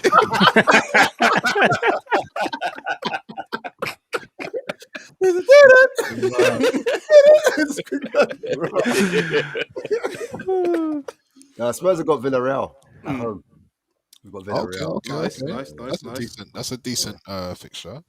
Yeah, we've got West Ham on Saturday, 5:30, Sky Sports kickoff, so you can all watch it. 3.7. You know what I mean? But no, we normally draw against them. Funny enough. Nah, I think you're gonna beat them. They're terrible this year, though, aren't they? They are terrible, but we like the last 5 games, as bad as they've been. The last 5 away games we've had against them, we've drawn them, and we've lost one. We've lost 1 and drawn 4. I think that's our record against them away home. When we're at home, we demolished them. But for some reason, when we go to London Stadium, which Levy wanted to move us to at one point, we normally draw there. So, and they have just slapped up Forest as well, by the way. They have. They're on the back of a win. 3-0 as well. 3-0. They slapped. Yeah, that was a really good result for them, to be fair. I had to take Wan-Bissaka out of my fantasy league team. Man. Yeah, same. Real quick. Yeah. So we've got Bilbao. I think. You got Bilbao, yeah? Okay. Yums, no one asked. No, I was going to say. Yums, who you got? We don't care. Go for that video up. Guys. I came here to tell you. Yums, who you got? We've got the trophy that we've won. Well done. That was a good one. We've got the trophy that we've got in the competition. On the weekend. What are you showing, fans? What about the next round of the Carabao the following week, Yoms? What are you showing, fans? Again, that Carabao, we've got the Carabao that we've won. Bring it. Yeah. Bring it. What? We right here. That Devil Club, you know. Have you seen the advert with Cantona? Was it not Cantona? That's Keane. Yeah, that's an old squad, though. That's an old squad, bro. That was God, I didn't know. They're Satanists, you know. What? You don't see that? Yeah, man. Repent. You got a devil in you, or something like that, man. Oh, that's crazy. Sign the contract. Sign the soul, or something like that. I mean, the badge is literally the devil, isn't it? So true. I mean, it's to be shocked at this point, that's on you. That's why I call you Satan FC, but you know, Illuminati settings. But, Was there ever a realm, where Roy Keane is Man U manager and does well? Because I always thought in my lifetime I'd see that. No, but Roy Keane being the next manager. He can't understand why every player isn't as good as him. Like, he doesn't get it. He's like, why don't he's like, just fucking head the ball. He's an angry man. To head the ball. He's just not good at heading the ball. Yeah. Like, he's like, just defend. Mm-hmm. But that's what happened with Hoddle as well, isn't it? Yeah. But you know what? There's apart from Pep, there's probably a theory, and maybe Johan Cruyff, but it's probably a theory that the best managers don't tend to be the best players. So you think about maybe Zidane. Thomas Frank never played football. Mourinho was a bit meaty. No, Mourinho did. Wait, I just caught it. He said it so quick. I was like, yeah. I thought, wait a minute. We should leave. We should leave him there by himself after that. Start switching the camera off. You're right. Apart from Zidane, obviously. No, there's quite a few. Like Xavi's coming through now. Alonso. There's a few more coming through now. Yeah. There's a few more Donnies coming through. Yeah, but I think on like most times that you see, like the best managers tend to be. Capello was alright.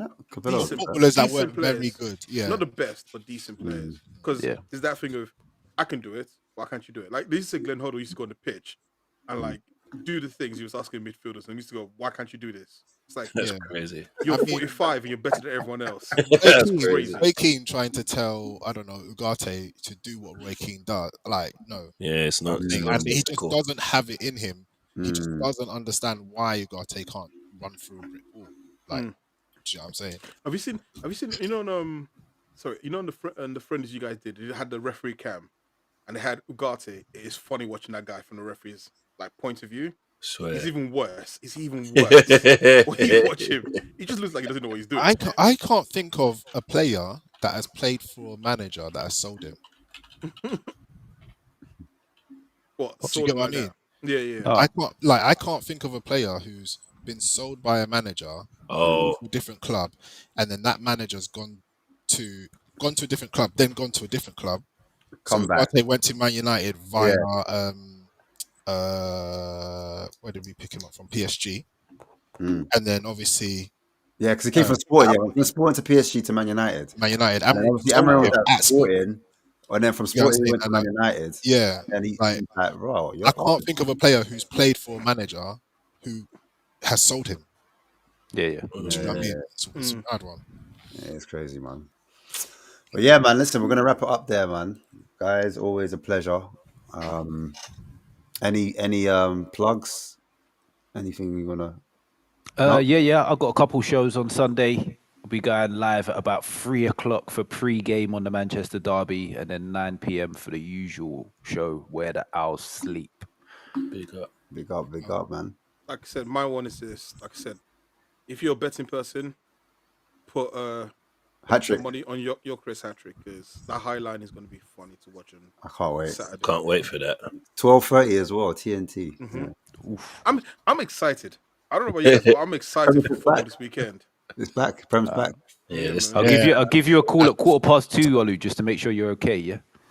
I wish you man were on the fantasy football team league. I wish you lot did it, because I would have brought it up here and we could have had some. We need to start one. You know. Yeah, I didn't even know there was a league. I've got my team already. Well, I'll put the league back up, and then what we'll do every week, I can throw it up and we can see who's. That's a good idea. I laugh at each other. Calm. I'm with that. Yeah, quick shout out for me. If United win, I'm everywhere. every channel. You won't be able to get rid of me, bro. Like, what? Channel 1, Channel 2. Like, I'm showing my age. Get me. If United don't win, just don't at me. So unfortunately for you, there's no Formula 1 this week. I'm just yeah, he's fuming that it fell on International Week, isn't it? Damn it. So, unfortunately, yeah. All right, guys, make sure you hit that like, share, subscribe, all that good stuff, man. But big up the chat as always. Big up the chat, man. And big up you, man. Big up everyone. Big up panel. Next week, you get me?